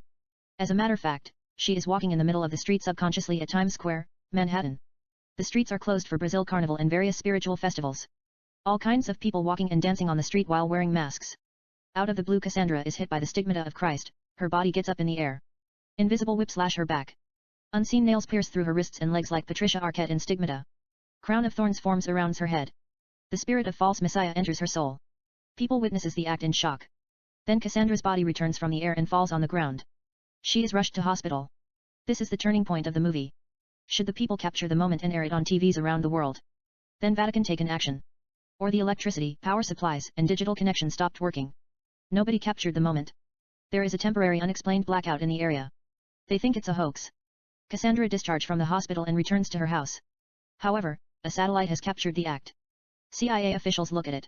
It's not clear due to the blackout and the government don't bother to investigate the case farther. Yet, a CIA employee named Luke contacts his friend Sebastian, 32, at the Vatican and shows him the video. Sebastian is a young priest who masters the art of exorcist. He has exceptional gift to communicate with the spirits and can cast out demons. In the meantime, Cassandra continues to struggle with the forces. The 33 demons begin to manifest in her souls to the fullest. Cassandra would act these wicked 33 characters stunningly. Sebastian comes to New York City and helps her casting out the demons. I will take my time and work on it. She is yours. I will write Chloe something else. Emma, it's insane. I am going to play 33 plus 12 in Dragonfly, 45 characters in 2 films. That's a dream of mine. They exchange soft kisses. All of a sudden, Chris has a vision and gets lost in a daydream as if he enters in hidden universe. Emma, do you believe Donald Trump won the election? Chris, it's crazy. Emma, I am speechless. It's going to send us back to the dark age. Chris, maybe it is not that bad. We can write a movie. Just give him a year or 2. He will get impeached. The movie starts with 2 rich California law students, Robert and Ian, watching the outcome of the election, see the sad Californians and make a bet, $1, that they will have Trump out of the office less than a year, like Trading Places starring Dan Aykroyd and Eddie Murphy. They dig all his information, whom he slept with when he was college, entire background, how he acquired his business, sex scandal, and others. Meanwhile, they get help by a girl named Julia played by you. They bring the case to the Congress and get him impeached in 10 months. Yet that doesn't change anything. Julia tells them they have to get the entire Republican out of the White House, not only brainwashed old people in Florida illegally, but they also did the same thing, election held in 2000 George W. Bush versus Al Gore, how they changed the ballot boxes and manipulate the system. Yet this time, CIA hacked into the voting system and changed vote counts dexterously. The officials deep in the system think woman is incapable of making important decision, especially when it comes to war and nuclear confrontation with China or Russia, can't count on Hillary Clinton. It's business. But Julia, Robert, and Ian expose the truth and bring down the system. The first time in the history of America, they hold re-election. This time Hillary Clinton wins easily. Emma, thanks for cheering me up. But I am still sad. I feel this weight in my head. Few years ago, women weren't allowed to vote. Then come suffrage movement, right to vote. We come this far. I thought I was going to witness history. Hillary would be the first woman president and change everything. Chris, don't sweat it. She will be back in 4 years. You know, she got the majority vote. As far as Americans think she is their leader. One doesn't have to be in the White House to change people's lives. They can be in the wind, rain, sun, or snow, and impact our lives. She is from Chicago, Windy City, has to recollect herself, be diplomatic about the result, gust back into the society like a gorgeous storm, continues to involve in people's lives politically, and get early jump start. Next time around, she can't depend on luck, even count on the system, which the total votes has less impact on electing a president than electoral vote, but hard work, determination, purpose beyond resolution to make America the greatest nation ever, and inspire Americans to achieve things they have thought it's impossible, and seek the pursuit of happiness, prosperity, pride, and glory, and not promise but act upon best education, health, and alluring vision of the future, and above everything, love and freedom. Emma, humorously, she would have won if she has you for a campaign manager. Chris, I don't really follow politics. I swear to God, I didn't have the slightest clue what was going on. You know, I grew up watching The Goodfellas. Henry Hill, played by Ray Liotta, said, as far as I remember, I wanted to be a gangster. To me, being a gangster was better than being President of United States. I just stopped voting. And every time I hear the word president, I see Ray Liotta. I then got into Multiverse, Dark Matter, and the Fabric of the Cosmos by Brian Greene and get sucked into parallel universes, quantum physics and hidden dimensions. You know, there is a universe where Hillary Clinton won the election. Emma, humorously, I don't know anything about the Goodfellas or quantum physics. But I would love to go to a universe where Hillary is a president. I think Hollywood can't get over the lost for a while. It makes no sense, you know, she got the majority vote, and should be elected for president period. I don't know how the system work in this country. Chris, humorously, everything happens for a reason. She is going to be immortalized through art, fashion, and entertainment. You will see people wearing shirts that has the image of Hillary Clinton, saying, I am forever with you. Emma, it's fucking 21st century. The government doesn't have to tell us how to live our lives. We should support a woman whom most of us voted for and stand up for what we believe in. You know, who is going to stop us if we say she is our president even though she is not elected? Establish unofficial government under the leadership of Hillary Clinton till the next election 2020, get a petition and claim she is our president. Chris, as long as you don't start civil war, I am with you. They kiss intimately. Note, the last part will be completely edited. It's added for entertainment purpose. Breaking news. Emma, anyway, Jennifer texted me earlier. She is having a fundraiser thing with Amy at Beverly Hills Hotel. I don't know what it's about. I think something at girls. Let's check it out. Chris, sure. They kiss more intimately. Part 85. Int. Beverly Hills Hotel, lobby/main room, day. Jennifer is at the lobby greeting guests. Amy is at the main room doing stand-up. Film stars, models, producers, and others sit at tables like a restaurant. There are all kinds of drinks on their tables. At the lobby, we see it girls signs and all kinds of sponsor logs like a movie premiere. Chris and Emma walk in. Jennifer looks at them and beams in a beautiful smile. She walks up to them. Jennifer, hi. Emma, hi. They kiss on the cheeks. Jennifer, to Chris, what's up? Chris, nothing much. She gives him a kiss on the lips and sneaks a little bit tongue in seduction. Jennifer, I am sorry. I did mean to do that. Emma says nothing. Jennifer, I got you the best seats in the room. Amy is killing it. Emma, is that her? Jennifer, yeah. Emma, I don't want to miss it. Where is our table? Jennifer, at the front, with Woody Harrelson. I will show it to you. Jennifer holds Chris' arm. Emma holds his hand. They all walk into the main room. Int. Beverly Hills Hotel, main room, day. Amy continues to tell jokes. The guests are laughing hard. Jennifer escorts Chris and Emma to their seat. Chris and Emma grate Woody without interrupting Amy and take seats. Jennifer sits with them as well. Amy. I hate when people tell me to be humble. Fuck you. I am not here in this world to be humble. I am here to make people laugh, not hue laughing. I am going to make you laugh till your heart stop and die. They were paramedics standing by. We sent them home, instead, we brought funeral cars, with brand new coffins. If you have a suicide wish, you are at the right place. They laugh a little. Amy, anyway. I was at MTV event. Justin Bieber came to the party with a beautiful model. He left her at the bar. I asked her what her name was. She said Cleopatra Toothpick. Did you just said toothpick? No. It's Truthpeak. R is silent. I thought it sounds sexy. Cleopatra Toothpick. It goes with her personality. We hit it off. She said she likes my jokes. She meant she wanted to fool around. I am not a lesbian or anything. But I thought she was cute. Should I take her to my house, do it at the master bedroom while secretly recording it and later post it online in deep web? Or should I go to her mansion and do it there for a change? We came to her villa. We kissed French. Her tongue was deep in my throat. I was telling myself. Please, don't throw up. You haven't even drank a glass. She then removed my underwear and began to give me oral pleasure. I have never seen anyone eat pussy like that slat. Her tongue was rolling inside my vagina 360 degree. I thought that bitch was from K-Pax. Kevin Spacey's cousin, when he walked straight at the end of The Usual Suspects and began to do acrobat. Her tongue, basically, can do backflip, front flip, whip back, triple twist, changes direction, double somersault and break dancing like an amateur gymnast from Azerbaijan, who is addicted to cocaine. I couldn't help it. I peed on her face. People laugh hard. Amy is not done. Amy, I told her sorry. She said, it's okay, no hard feeling. It happened before. I told myself she's the girl after my heart. I don't want to go to the details. She gave me amazing orgasm. It was my turns. I slowly removed her underwear. What the fuck is that? Is that a dick? Or is it excited to see me? I've never seen a clitoris that's so big. It's Johnny Depp in Pirates of the Caribbean. At World's End. People laugh hard. Amy, or rather Jack Sparrow in Dead Man's Chest, except it's not chest. It's a dead man's penis. More laughter. Amy, Willem Dafoe in Platoon. Imitating his act, it ain't dead either. It's alive and kicking like Keira Knightley in Pride and Prejudice. Ashton Kutcher in Dude, is that my penis? More laughter. Amy, Jack Nicholson in One Flew Over the Cuckoo's Nest. Tom Hanks in Forrest Gump. My mama always said, life is like a box of dicks. You never know what you're gonna get. Marlon Brando in Streetcar Named Desire. Hey Stella. Hey Stella. Hey Stella. But I am not lying to you. It is the biggest clitoris I have ever seen in my life. It looks like a little penis hiding on the roof of Louvre Museum in Paris during World War II while pretending to be Eiffel Tower. But that motherfucker is brave. It wanted to fight the Nazi without a hat that solders wear. Django Unchained, the D is not silent. People laugh hard. Amy, at the same time, Shia LaBeouf saluting me Heli Hitler while pretending to be Christoph Waltz, Jew hunter, but still wondering and telling itself, why aren't you fucking hiding, maybe it is a Nazi.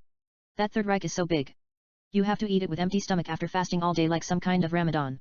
You know, ketchup, tomatoes, mayonnaise, mustard, a star and moon. You might want to share it with Hannibal Lecter. But me, I am not that crazy to invent Anthony Hopkins in this holy feast. After he is done with her, he will eat my ovaries with some fava beans and a nice Chianti. Laughter. Amy, anyway, I began to suck it instead of just licking the extraterrestrial. She was fucking sensitive like a female serial killer in electric chair. She was making all kinds of sexual sounds.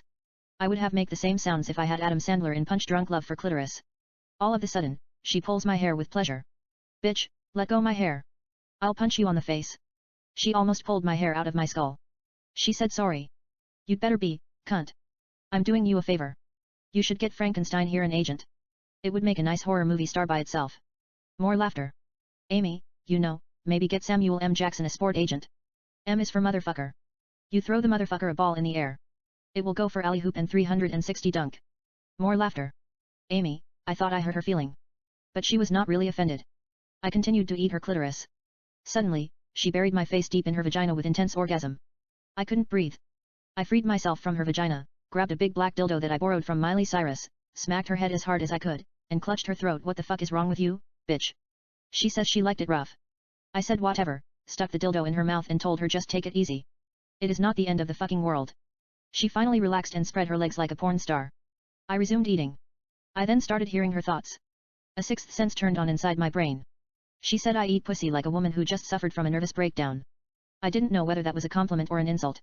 But I took it as an insult. Nevertheless, first I want to make sure I wasn't crazy. I asked her, did you say anything about breakdown? She said, no, I didn't say a word. Maybe it was a compliment. I continue to eat her out. The truth is I couldn't get enough of it for some reason. It's the sweetest thing, like Svetlana Kierkina. That tall sexy Russian gymnast with a mean altitude. It was like Jennifer Lawrence in Poker House. Imitating Jennifer, he kissed me. I kissed him back. It was his lips that rocked me. Sweet cluster like Jell-O pudding left on the table all night. Sweet like that. Sweet like whiskey and Coke, except there is salt in it as well as barbecue sauce, lime, cherry, and martini. Tom Cruise in cocktail. Laughter. Amy, then I swear I heard that bitch saying I can't believe this fucking pig hit me on the head with a black dildo. She thinks she's all that. I should just choke her with my clitoris and squeeze the life out of her. I was down with the choking and squeeze the life out of me part. But she didn't just call me a pig, did she? Her thought said, yes, I called you pig. What the fuck are you going to do about it, Piggy Sue? I said you want to play ball, Dick Nowitzki? Some Allen Iverson crossover PlayStation. Her thought said, bring it on, Derek Fisher. I wasn't going to call Stephen Curry on this bitch to assist me or LeBron James to hit her on the head with his dick. I bite off her clitoris like a razor blade clean. William Wallace in Braveheart, Freedom. Big laughter. Amy, Mel Gibson with a broken whiskey bottle in Mad Max, The Passion of Maximus Decimus Meridius. It got all mixed up. Jaws, I am going to make her an offer she can't refuse. Russell Crowe in Gladiator. My name is Obi-Wan Kenobi, commander of the armies of the North, general of Galactic Empire, loyal servant to the true Emperor, Darth Vader. You killed my father, prepare to die. May the fucking force be with you. She screams louder than Jennifer Love Hewitt in Godmother, Part 10 and half. She was bleeding like Mr. Orange in Reservoir Dogs. It looked like Quentin Tarantino fucked her while shooting Kill Bill Volume 1. She cried like a demon on PMS. I then realized what I did. Everything was in my mind. I apologized to her. I applied medical alcohol on her cut. It stung her. She screamed like a prostitute, who just got stiffed by a midget. More laughter. Amy, I was going to say Kevin Hart. But I don't want to go war with a fallow comedian. That's the unwritten rule you don't want to break. You know, Kevin will just destroy me. Besides, I just can't imagine Kevin Hart cheating a prostitute. Where did that midget go? Imitating Kevin, I'm right here inside your pussy, bitch. Get me the fuck out of here. More laughter. Amy, she would just take a deep breath, push as hard as she can like a woman in labor and watch Kevin crawling out of her vagina like Katherine Heigl in Judd Apatow's new film She's Gonna Get You Sucka.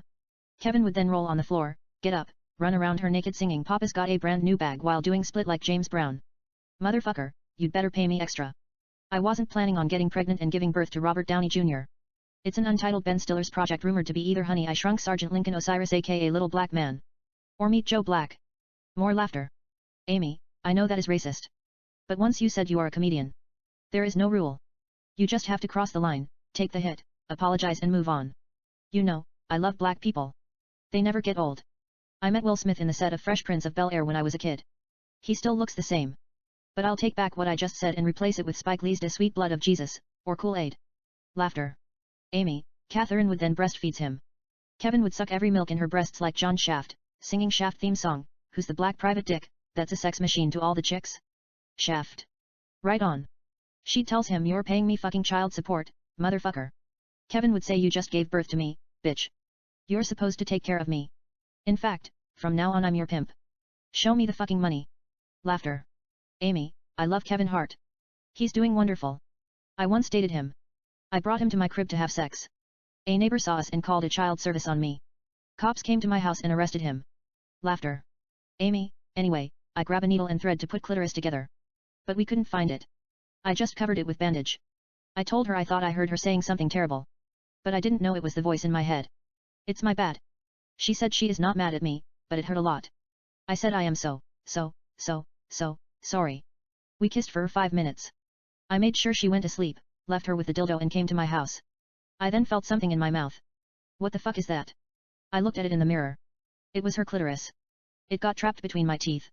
I suspected it was her clit earlier. But I thought it were her tongue. I removed it with a toothpick and fed it to my cat. Laughter. Amy, I am fucking with you. I don't have a cat. I ate it myself with soy sauce after I rolled the clitoris with rice like sushi. That's my time, thanks. They give her a standing ovation. Amy, anyway, ladies and gentlemen. I am not supposed to leave the stage yet. Jennifer and I started Girls with help of Vanity Fair and HBO to benefit young girls that their dream come true. You know, they go auditions. And don't have to suck dicks. Nothing wrong with sucking dicks. I don't want to sound hypocritical. I did it in Trainwreck where Woody Allen and Diane Keaton sat next to the Brooklyn Bridge in Manhattan, which's the main inspiration behind it. Girls. I play a girl who writes columns for a fashion magazine. To Jennifer, it's a fashion magazine? Jennifer, I think it's a men's magazine. Amy, I didn't know that. I thought it was for Vogue. I wrote the script while I was kind of drunk. Anyway, Jennifer brought the idea of starting a fashion magazine called It Girls. But for some reason, it doesn't sound right. There is a projector. We see Jennifer on the cover of Fake It Girls magazine. She looks breathtaking. Amy, Jennifer looks erotic, doesn't she? But there is something wrong with the title. Jennifer is It Girl. She is not It Girls. Maybe we can fix that. On the projector, we see two Jennifer Lawrence. One with a white wedding dress and blonde hair and the other with black hair and black S&M leather. They are kissing. It's a nice computer animation. People look at it and wonder. Amy, that's sexy. But still it doesn't feel right. It might get boring after a while. On the projector, we see the naked picture of Amy on the cover of It Girls. Amy, I look erotic. Isn't that a woman supposed to look like? Olsen twins put together, including their younger sister Elizabeth. Natural fucking woman. Guys like meat during sex. When they tired of fucking us, at least they eat us for years. The guests laugh softly. Amy, I am not talking about cannibalism. I am talking about cunnilingus, muff diving, having a box lunch, flesh eating, what have you. Anyhow, I would have been Queen of England if I were born in the Victorian era. But there is repercussion.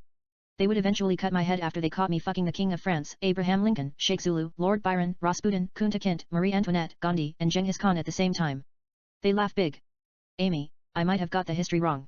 But who gives a fuck? I am pornographic. I can't apologize for involving an orgy with Daniel Day-Lewis, Ben Kingsley, Will Smith, Kirsten Dunst, Jimin Hoon-soo, and Jackie Chan.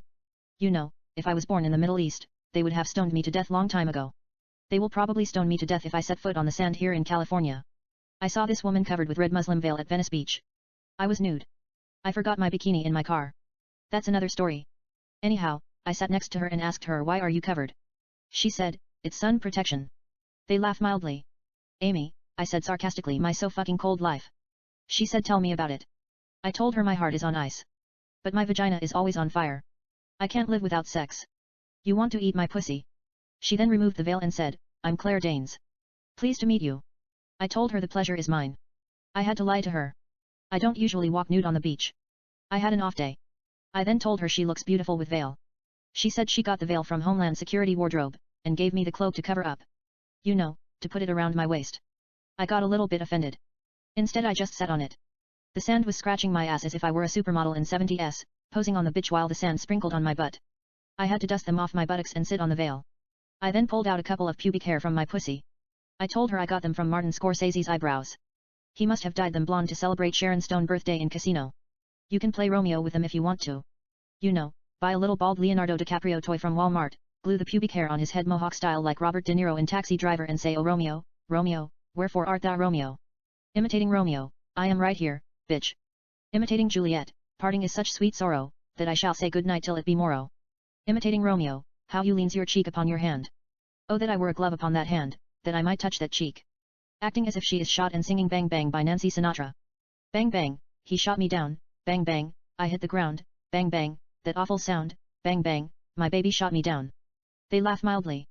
But they applaud for her singing. Amy looks at few nude pictures of herself on the cover of It Girls. Amy, I look fucking good. I am not that fat even by Hollywood standard. You know, I met Melissa McCarthy. I thought she was going to be Brickhouse. The Queen of United fucking Kingdom in the 1st century. But she is not that fat. She kicked Jason Statham's ass in Spy. You know, it's so unfair. The camera adds 50 pound when you are plus size, instead of 10. I sent my mother a video message to say hi for Mother Day. She called me and says, "Are you sick?" She was crying. What's wrong? You are not eating, are you, Amy? I am eating like T-Rex in Jurassic period. She said, "You lost a lot of weight." I told her I was preparing for try and wreck. The camera adds 10 pounds. She said, "You weigh 10 pounds less than the video that you sent me." I said no. That's not it. I finally had to tell her the truth. That was not me. It's Jennifer. She said she looked like a princess. Then come the pictures of Jennifer and Amy on the cover of It Girls. Amy, we look twins, don't we? Then comes a spellbinding nude picture of Jennifer on the cover under the title of It Girl without S. Amy, did you notice any change? Woody Harrelson raises his hand. Woody, S is missing. Amy, no. It's not missing. Jennifer and I are launching It Girl fashion magazine. It's like Playboy. It's not Playboy's. That's why I went to all the trouble to introduce you, It Girl. But that can wait. Let's give it up to Jennifer Lawrence, Miss It Girl herself. Jennifer comes to the center stage. Jennifer, that's one of the best introductions ever. Nobody has called me princess since I was 5. I have been kicking a lot of bad guys' asses in Hunger Games and X-Men. I forget the word princess means. But I liked how Amy said it. Watch out, Disney. I am coming for you. Maybe be Princess Cottiness XXX. The audience laughs softly. Jennifer, I am not good at speaking in front of people. But luckily, I know most of you. I feel like I am doing a film. Anyway, It Girls serves us helping young female filmmakers get started in the industry. It is whole idea of this fundraising. Thanks to Vanity Fair and HBO. They gave us millions including a headquarter in Pasadena. We have already hired 50 people. It's almost a production company. Except it's a non-profit organization. It finances female filmmakers free of charge. All they have to do is submit short films to our It Girls headquarter. They will be reviewed by our employees. They select 10 to 20 best short films and give them money to make feature-length film. HBO then will air them. There are a lot of things behind the scene I was supposed to mention, like distribution deal and all. It Girls will take care of it. We are talking to Sony. It's pro bono. They say they'd like to get dirty and all. I don't know what they mean by dirty. Maybe, they were trying to sound cool like Christina Aguilera. So ladies and gentlemen, let's give back to the community. Write the check as if 0 were zeros. Orgasm, obsession, osculation, onion sex, it's when you collect a women dress, tie it over her head in the shape of onion and fuck her doggy style. The audience laugh confusingly as if they are saying this is not the Jennifer we know. She has few drinks. That's her excuse, looks at Amy. Jennifer, it's your fault. I have been hanging out with her a lot. I became vulgar. She freed me in a lot of way. Jennifer continues to talk. EXT Beverly Hill Hotel, fundraising, main bar, terrace, later. The guests mingle enjoying drinks and refreshment. On the stage, Justin Timberlake sings What Goes Around, Comes Around. There are people dancing on the dance floor. John Mayer was supposed to perform. But he is sick. He has flu. Katy Perry is treating him with hot tea and cold vitamins. Justin is a guest as well. He's just bailing John out. He came with Jessica Biel, who is sitting at a table while sipping red wine. Emma converses with Amy and Woody. Chris stands alone at the bar. Jennifer approaches him. Jennifer, are you having fun? Chris, I am having the time of my life. Jennifer, I told Amy about the piercing you did. She improvised the joke about the biting just now. Chris smiles softly. Chris, she is funny. Jennifer, humorously she is racist. Chris smiles softly. Jennifer, what are you up to? Chris, nothing much. Jennifer, is that true? Chris, just hanging out with Emma. Jennifer, I don't mean to put pressure on you. But I talked to my agent about Divinity. I told him that is the first thing I wanted to do. I won't sign for any other project. Chris, I'll email it to you as soon as I finished the final draft. My brain kind of got jammed. Jennifer, what do you mean jammed? Chris, it broke down finally. Jennifer, what's the diagnose? Chris, I just need to take a break. I pushed it over the limit. Jennifer, you want to have sex? Chris smiles in wonder. Jennifer, let's do it in the bathroom. Chris, it's not a good idea. Jennifer, are you rejecting me? Chris looks at Emma, who continues to converse with Amy and Woody. Chris, we might get caught. Jennifer, I know you can come up with a better excuse than that. Chris, I will write you a beautiful screenplay, come up with the best excuse to make love to you from beginning to end. We will have sex during and in between takes free of guilty. Jennifer, promise. Chris, I swear on my heart. Jennifer, I will let you off the hook. Maybe Amy is right. She said, once we said we are artists. There is no line. We are the property of each other. We don't belong to anyone particular. Ironically, it's a license to do whatever we please. Chris, I hear you. On the stage, Justin begins to sing She Is Loved by the Parachute.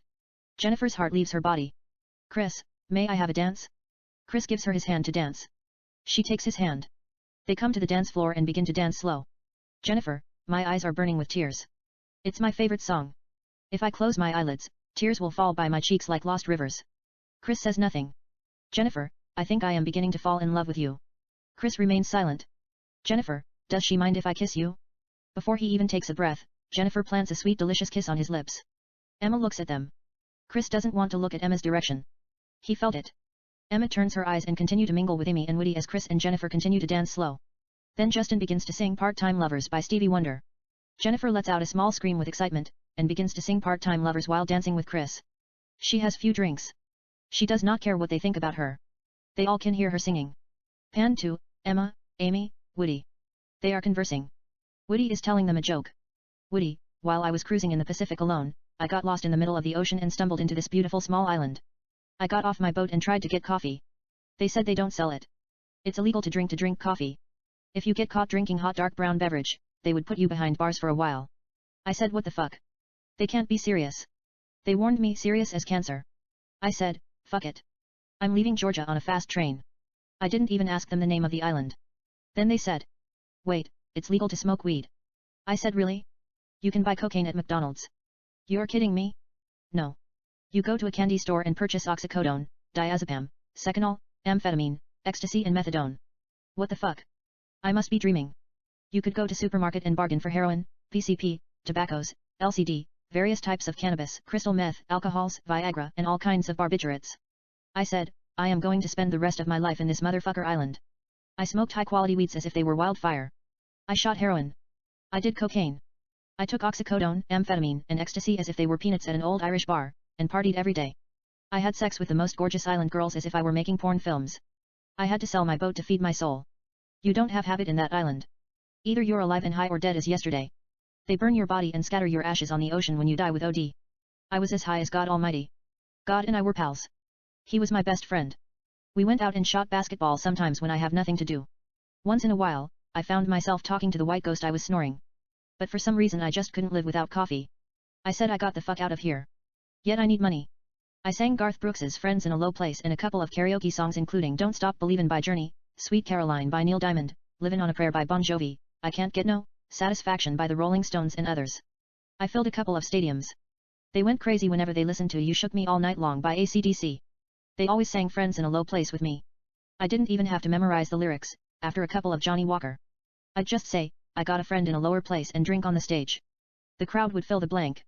But I killed satisfaction every time I was on the stage. It must be the mixture of oxycodone, LCD, and cocaine. I had out-of-body experience. I swear to God I saw myself singing, I can't get no satisfaction, I can't get no satisfaction, cause I try and I try and I try and I try, I can't get no fucking satisfaction. Sometimes, I would mix cocaine with marijuana, methamphetamine, PCP, heroin, ecstasy, and LSD. Make speedball, woo-woo, and Cocoa Puffs and sing Metallica's Nothing Else Matters. You know, they were 4 of me on the stage. One was playing guitar. The other played bass. Third got behind the drum. And I am the lead singer. I don't know how it happened. It's like Outkast's Hey Ya music video. It must be quantum physics. I was screaming my lungs out Nothing Else Matter while playing electric guitar. Down on the stage, people were fighting throwing kilos of cocaine at each other. I smashed my guitar on the stage and jumped on the crowd. They carried me around the studio while I was eating cocaine like sugar. I looked at the sky. God said to me, you did it, motherfucker.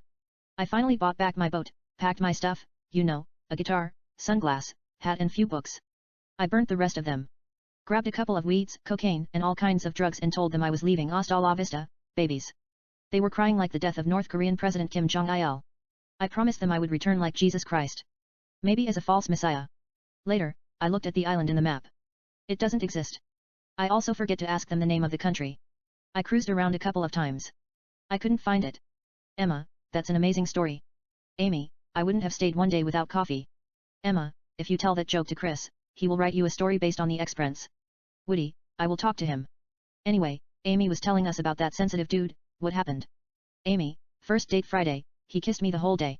I thought it was romantic even though my vagina barking like Mrs. Blonde cut his ear off and tell him to put something in my vagina or tell him to finger me, rub my clitoris or something. I told my pussy I could do that by myself. Just don't ruin it. My vagina said tell him to eat you out. Can you do that by yourself? I tried when I was in college. I had to cheat. I draw a tongue on my middle finger and rubbed my clitoris in the middle of a lecture.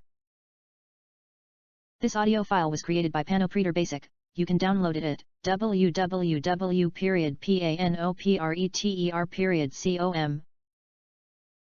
I was tongue-tied. I could not speak properly. The ink faded away from my finger.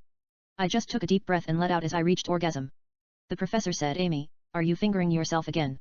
I put the tip of my index finger in my mouth and said, I had a nightmare. He said, sweet Amy, that's why we love you. Nevertheless, my vagina told me that doesn't count. I said, just leave us alone.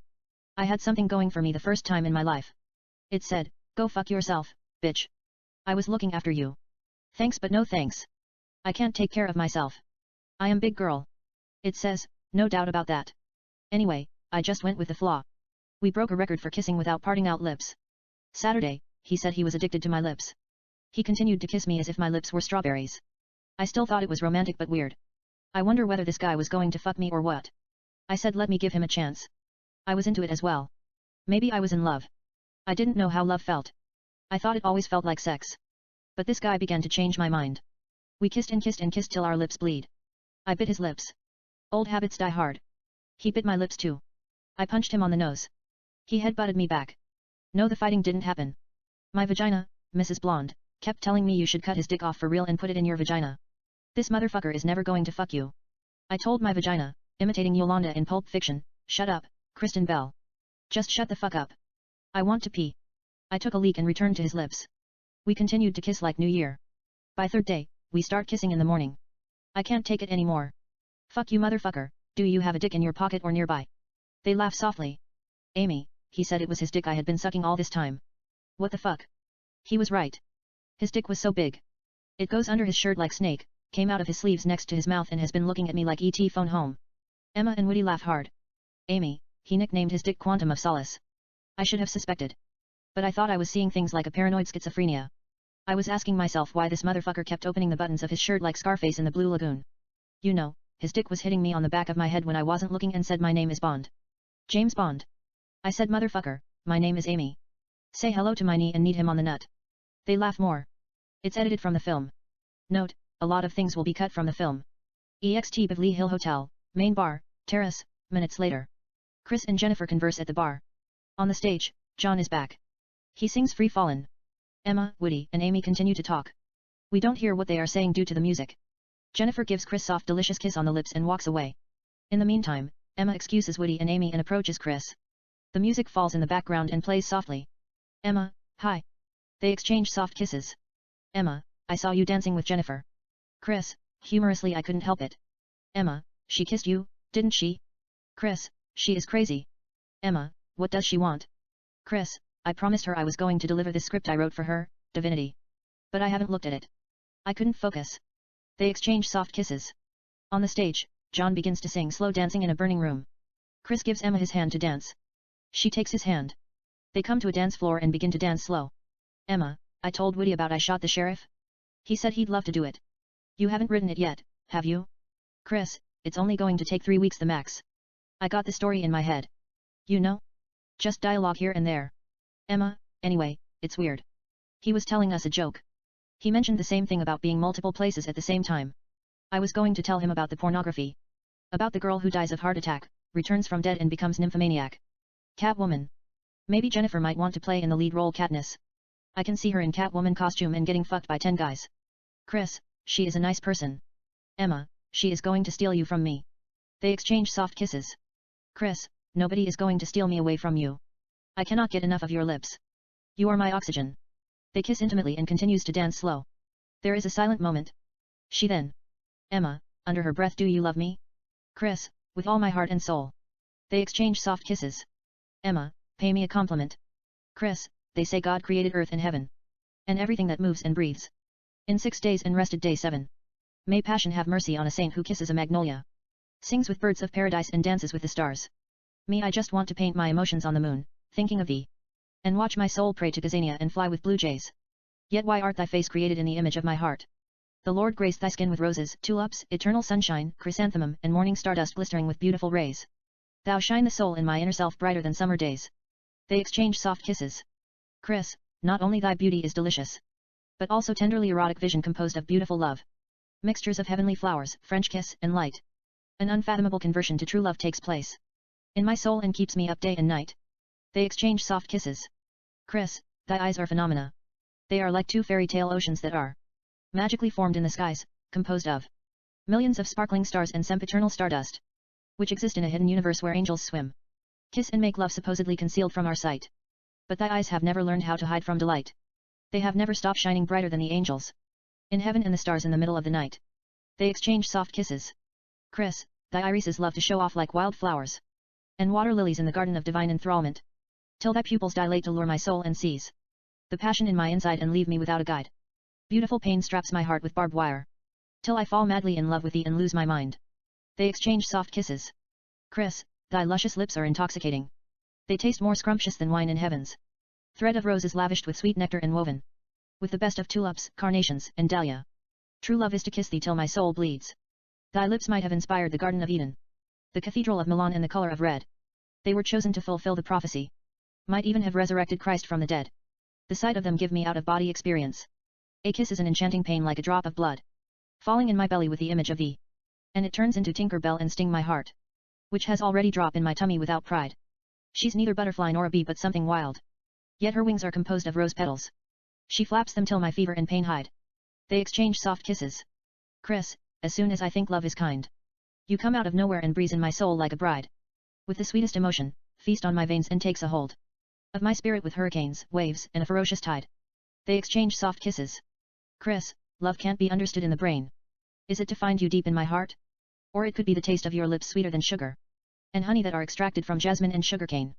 Or is it to kiss your lips till my heart and soul sweat and drain, and to make love to you till my flesh and spirit steam and rain? Nonetheless, I want you to know and feel certain.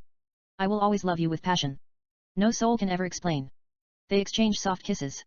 Emma, humorously, did you finish? He nods yes. They exchange soft kisses. Emma, humorously, I don't want any part of it.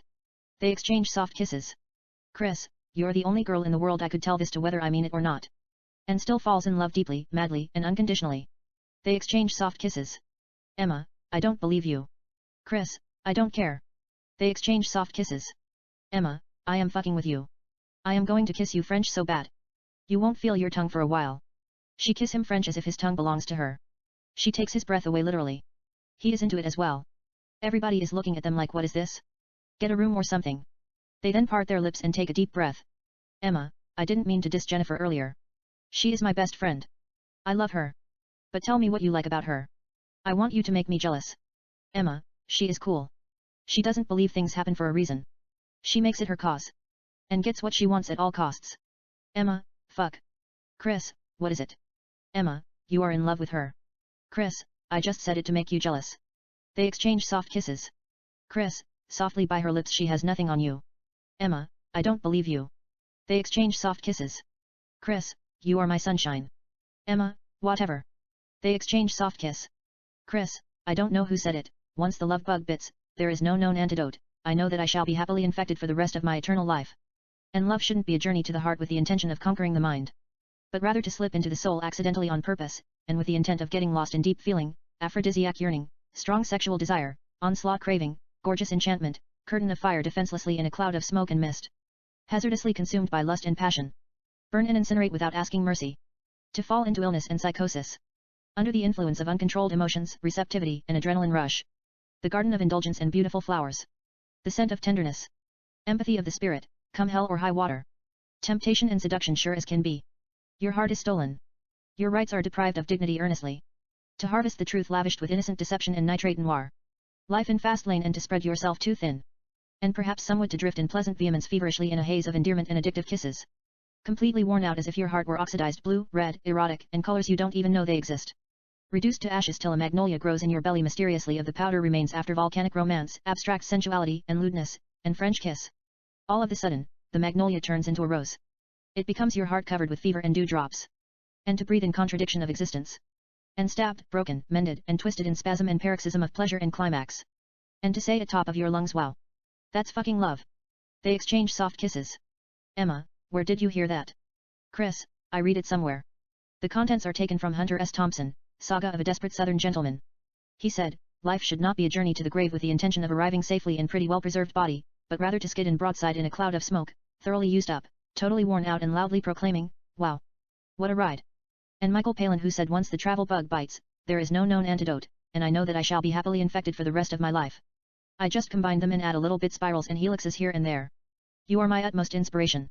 Emma, I will forgive you. They exchange soft kisses. Emma, anyway I gained 5 pounds for the last movie I did. The talented Ms. Ripley. I had to lose it in the morning for a photo shot. I do not feel like going to gym and run for hours. Vanity Fair, who produced the film, are dedicating the entire pages for the film. They schedule 7 days photo shoot at various location. We are not going to sleep, even blink our eyes unless absolutely necessary. We are going to make love dusk to dawn till the sun stops in the middle of the sky at noon. They kiss French. On the soundtrack, About Her by Malcolm McLaren plays. Int. Bedroom, night. Chris and Emma make love with About Her. There are a lot of kissing and caressing. Chris caresses her naked. He kisses her belly and gives her oral pleasure. Emma's face goes through all kinds of sexual phases. She pulls his hair as she reaches orgasm. It's sensual. They kiss more intimately. Chris enters her as they continue to make love. Emma gets on top and rides him. He gets her on the bottom and continues to make love to her sweetly. Note, we stay with them for a while as they continue to make love with various sexual positions. Montage Vanity Fair, the talented Ms. Ripley photo shoot. Vanity Fair dedicates the entire page for the talented Ms. Ripley starring Emma Stone. They are telling story through the magazine. It's shot at various location exterior and interior. On the soundtrack, La Foule by Edith Piaf plays. Insert, Emma plays Marta Ripley. She is hired by a billionaire named Richard to talk to his daughter Sarah played by Carrie and bring her back to America from Paris, France. Emma stands with George Clooney who played Richard pretending to be conversing. A professional photographer named Tyler photographed them. Cut to. Insert, later, Marta introduces herself to Sarah and her fiancé, James. Emma introduces herself to Carey Mulligan who plays Sarah and Robert Pattinson who plays James. Tyler continues to photograph them. Note, the actors can be replaced depend on their availability and wanting to play the role. This is just for the photograph. Insert, Marta convincing Sarah that the two met at NYU. Emma and Carey converse. Tyler photographed them. Marta seduces James. Emma and Robert pretend to be talking. Insert, James photographs Marta. Robert photographs Emma. Tyler photographs them. Photographs within photographs. On the soundtrack, Tous les garçons et les filles by Françoise Hardy plays. Insert, Marta has to convince Sarah to return to USA, she copies her style and mannerism. She wears her clothes, puts the same makeup and colors her hair like hers. Garden, Emma and Carey put the same dresses and pretends to be conversing at a garden. Restaurant, Emma and Carey sit at a fancy restaurant and converse. Tyler photographs them. Insert, Marta is getting dangerously closer to Sarah. They dance in the club, and kiss intimately. Nightclub, Emma and Carey dance in the club in the middle of extras. Tyler photograph them. Emma and Carey kiss. Tyler continues to photograph them. Insert, they have steamy lesbian sex. Bedroom, Emma and Carey pretend to be make-loving. Tyler photograph them. Insert, Sarah asks Marta why she is in Paris copying her style. She tells her Sarah's father paid her to talk to Sarah and convince her to return home. Sarah is not happy about it, refuses to return and tells Marta go back to America and tell her father that she has no intention of returning. Emma and Carey act it out beautifully as Tyler continues to photographs them. Insert, Marta and Sarah come up with a plan to scheme Sarah's father. They send him email that Marta needs more money to convince his daughter to return to the USA. He wires her $100 thousands. They cash it and go to shopping extravaganza. Emma and Carey puts all kinds of beautiful dresses. Tyler photographs them in series cuts. Emma and Carey pretends to buy all kinds of fashion clothes, shoes, sunglasses, and bags. Tyler continues to photograph them. Insert, later, Marta and Sarah come to French Riviera to see Sarah's friend Jessica played by Amanda Seyfried. Carey pretends to be introducing Amanda to Emma. Tyler photographs them together. Insert, Jessica looks down on Marta. She doesn't like it, feel a little bit insulted, gets up and takes a walk in the streets of Cannes alone. Emma takes a walk at the Universal Studio alone. Tyler continues to photographs her. Insert, Sarah follows Marta and tells her Jessica tends to be cruel toward her friends. Jessica is jealous of her. Emma and Carrie talk a walk in the street. Tyler photographs them. They then stop and kiss. Tyler continues to photograph them. Insert, Marta and Sarah drive and come to a luxurious villa. Sarah shows her around. Emma and Carrie sit in a Vantage convertible. Tyler continues to photograph them. Villa, Emma and Carrie stand outside a beautiful villa conversing. They are wearing a beautiful dress. Tyler continues to photograph them. Villa, interior Emma sits on a sofa without wearing underwear slightly, revealing her vagina in seduction. Bedroom, Emma lies on the bed wearing Victoria's Secret linger. Carrie leans next to her. Tyler photograph them. Insert, a young man named Paolo, whom Sarah was having an affair with, killed a man and goes to jail. Sarah and Marta come to visit Paolo at the jail. Prison, Karai talks to a young man who is standing behind bars. Emma stands nearby holding a bar. She is carrying a chain for the sole purpose of the photo. Tyler continues to photograph them. Insert, Marta and Sarah sit in the bathtub. Carrie and Emma sit in the bathtub nude. Carrie is behind. Emma rests on Carrie's chest with close eyes. On the soundtrack, La Vie en Rose by Edith Piaf played. Tyler continues to photograph them. Int. Convertible, moving, sunset. Chris is behind the wheel. Emma is in the passenger seat. On the soundtrack, La Vie en Rose plays. Emma is singing with Edith Piaf. She's not wearing a seat belt. Emma then gets up, sits on his lap and continues to sing La Vie Rose while exchanging soft French kisses with Chris. It's one of the most romantic takes we have ever seen in the history of cinema. Just we think it's not going to get better than that. It begins to rain. Emma kisses him intimately minding the rain. EXT convertible, moving, sunset. The car is wobbling all over the street. Int. Convertible, sunset. Chris tries to get control of the car while try to put the cover on. It doesn't work. It's broken. He can't help it. EXT convertible, sunset. Chris stops the car in the middle of the street, and puts emergency light on. Int. Convertible, sunset. Chris and Emma kiss intimately in the rain as if their lips made of roses. It tops the above scene. Cars passes by them, right and left. On the soundtrack, we continue to hear La Vie en Rose by Edith Piaf. Close up, Chris and Emma. They continue to kiss more passionately.